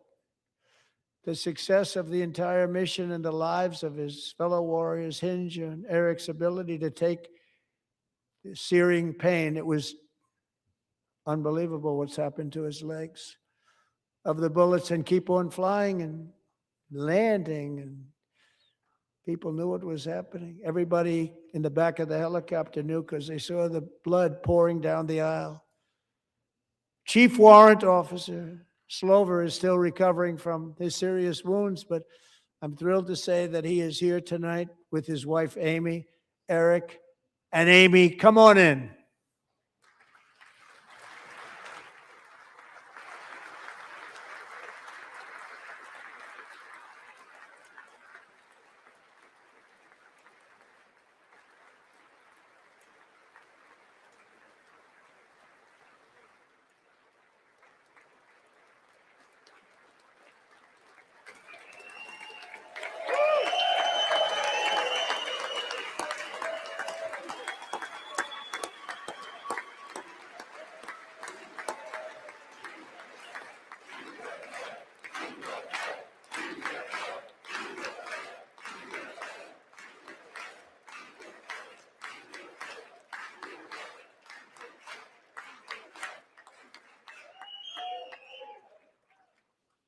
So we have a surprise for Eric and Amy. In recognition of Eric's actions above and beyond the call of duty, I would now like to ask General Jonathan Braga to present Chief Warrant Officer Slover with our nation's highest military award, the Congressional Medal of Honor.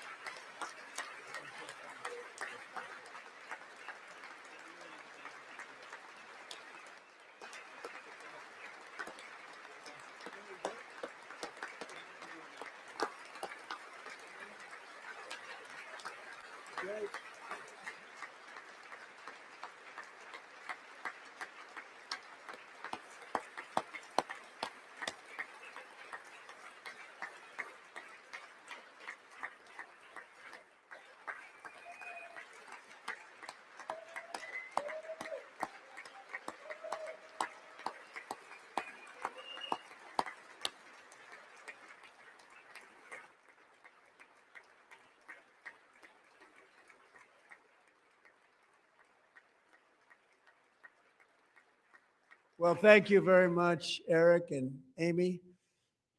Great to get to know you. I met with them and with a lot of their fellow warriors at Fort Bragg recently. You notice the name Fort Bragg, we have it back, we brought it back. We won the First World War with it, the Second World War with it, and then they decided to change the name. So we changed it back. Everybody wanted to change back too. And 10 of Eric's fellow warriors from that incredible night of victory will also be receiving medals at a private ceremony that will soon be held at the White House, and Eric will be there. Thank you.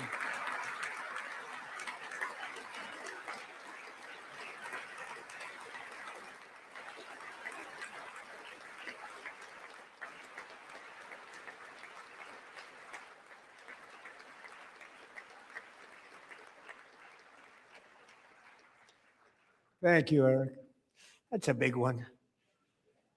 Tonight we've celebrated many truly extraordinary American patriots, but there is one last living legend to honor before we go.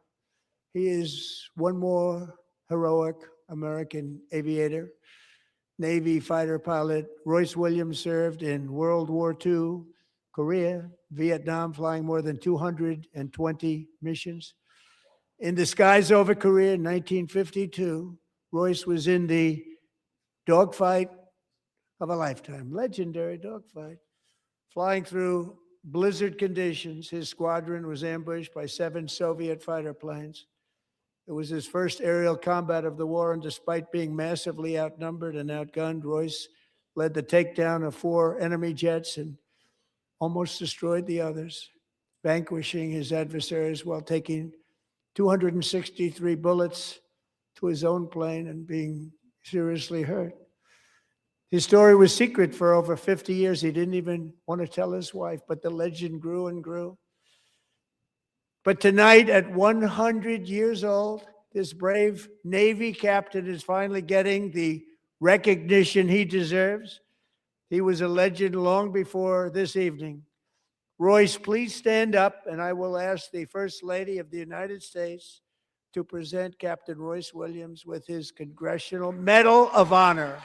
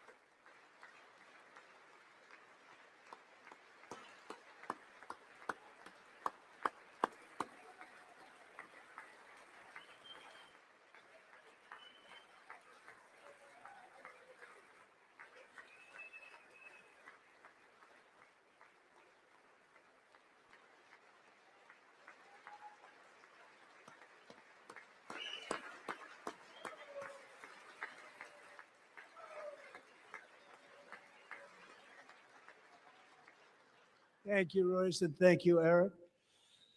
I've always wanted the Congressional Medal of Honor, but I was informed I'm not allowed to give it to myself, and I wouldn't know why I'd be taking it, but if they ever open up that law, I will be there with you someday.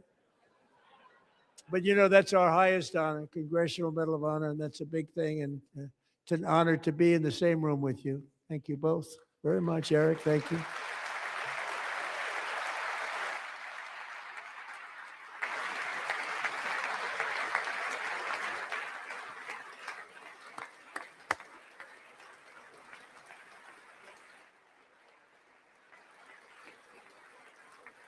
Thank you. 250 years is a long time in the life of a nation, but in another sense, it's really a mere moment in the eye of history. Two of the gentlemen we met in the gallery this evening took their first breaths 1 century ago, 100 years before that, on July 4th, 1826, the author of the Declaration of Independence, brilliant, Thomas Jefferson, drew his last breath. Just a single long human lifespan separates the giants who declared and won our independence from the heroes who stand among us tonight. Everything our nation has done, everything we have achieved, has been the work of those few great lifetimes. In those brief chapters, Americans built this nation from 13 humble colonies into the pinnacle of human civilization and human freedom, the strongest, wealthiest, most powerful, most successful nation in all of history. Americans ventured out across the daunting and dangerous continent. We carved paths through an unforgiving wilderness, settled a boundless frontier, and tamed the beautiful but very, very dangerous Wild West. From empty marshes and wide open plains, we raised up the world's greatest cities. Together, we mastered the world's mightiest industries and shattered history's monstrous tyrannies. And we liberated millions from the chains of fascism, communism, oppression, and terror. Americans lifted humanity into the skies on the wings of aluminum and steel. And then we launched mankind into the stars on rockets powered by sheer American will and unyielding American pride. We wired the globe with our ingenuity. We captivated the planet with American culture. And now we are pioneering the next great American breakthroughs that will change the entire world. All of this and so much more is the enduring legacy, unmatched glory of the hardworking patriots who built and defended this country and who still carry the hopes and freedoms on all of humanity's backs. For years, they were forgotten, betrayed, and cast aside. But that great betrayal is over, and they will never be forgotten again. Because when the world needs courage, daring, vision, and inspiration, it is still turning to America. And when God needs a nation to work his miracles, he knows exactly who to ask. There is no challenge Americans cannot overcome, no frontier too vast for us to conquer, no dream too bold for us to chase, no horizon too distant for us to claim. For our destiny is written by the hand of providence, and these first 250 years were just the beginning. From the rugged border towns of Texas to the heartland villages of Michigan, from the sun-kissed shores of Florida to the endless fields of the Dakotas, and from the historic streets of Philadelphia to right here in our nation's capital, Washington, D.C., the golden age of America is upon us. The revolution that began in 1776 has not ended. It still continues because the flame of liberty and independence still burns in the heart of every American patriot. And our future will be bigger, better, brighter, bolder, and more glorious than ever before. Thank you, God bless you, and God bless America.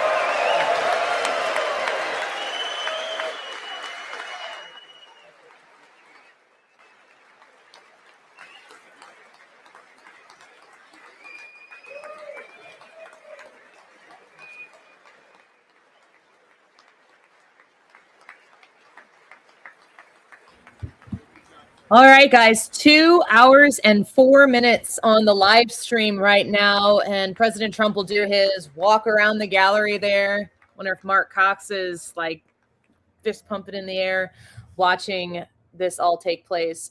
Thank you guys for being here tonight and watching this with me. We've got 84 people watching right now at this point in time, and it's just really cool to be able to share this with you guys and to be a part of something that is historic like this and hang out with you guys and just kind of share those thoughts as we go through the night. I hope you guys enjoyed it. Give that thumbs up to the video. I think I got 69. Okay, just jumped up to 2. Thank you for the last couple people who jumped on. I don't know if I turned subscribers on, that you had to be a subscriber in order to watch today. So if you're not a subscriber to the channel, would you please consider subscribing and helping us grow here on YouTube?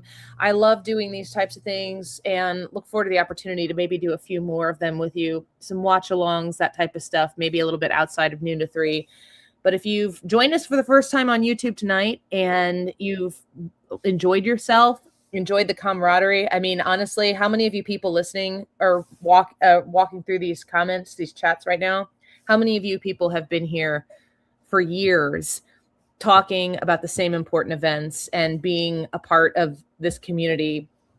You guys are just absolutely the best. And I'll tell you what, in our industry, in our building, people are always asking, like, Annie, how do you do what you do? How do you get the digital community the way that you do? And it's just really, honestly, I'm not even 100% sure. You guys are just the best. So thank you for being here. Thank you for supporting the show and for supporting the live stream. I'm so grateful for it. Thank you for joining me in my living room. It's not my living room. This is kind of like my office.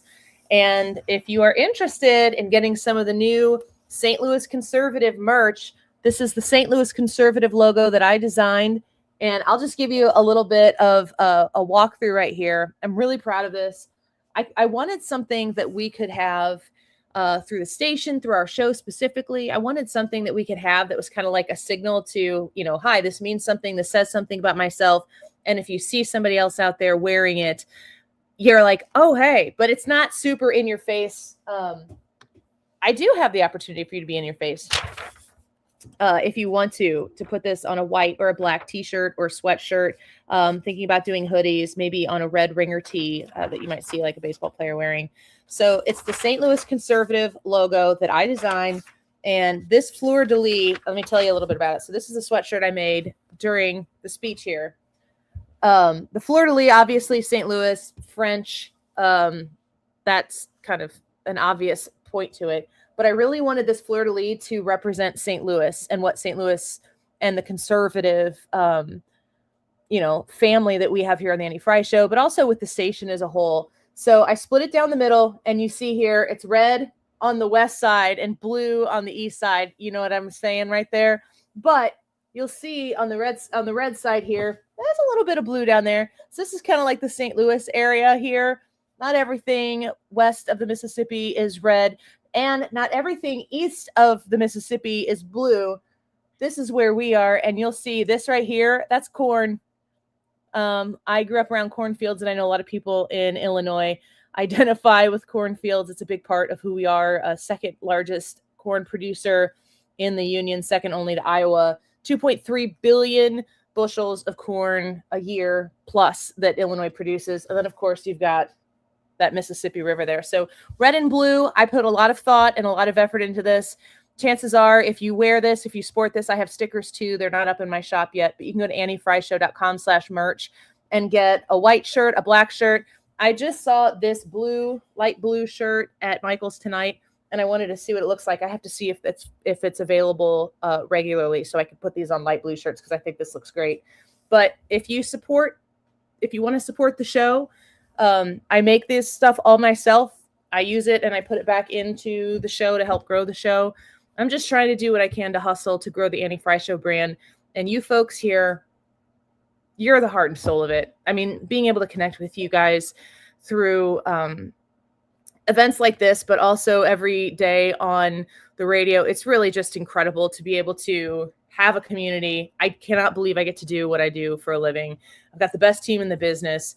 And I just want to tell you, I appreciate you for everything that you've done for me. And I appreciate that we have the opportunity to hang out here and do something with our time together and feel good about it. So if you're interested in purchasing this, I will hand make it for you, sitting right here in this chair with this heat press. It all comes out of my home. I will ship it to you personally. So I would love the opportunity to do that. If you're interested in doing the shop, you can go to anniefryshow.com/merch. We will see you tomorrow. Thank you so much for being here. You guys are amazing. Until 14 hours from now, I guess. Talk to you guys later.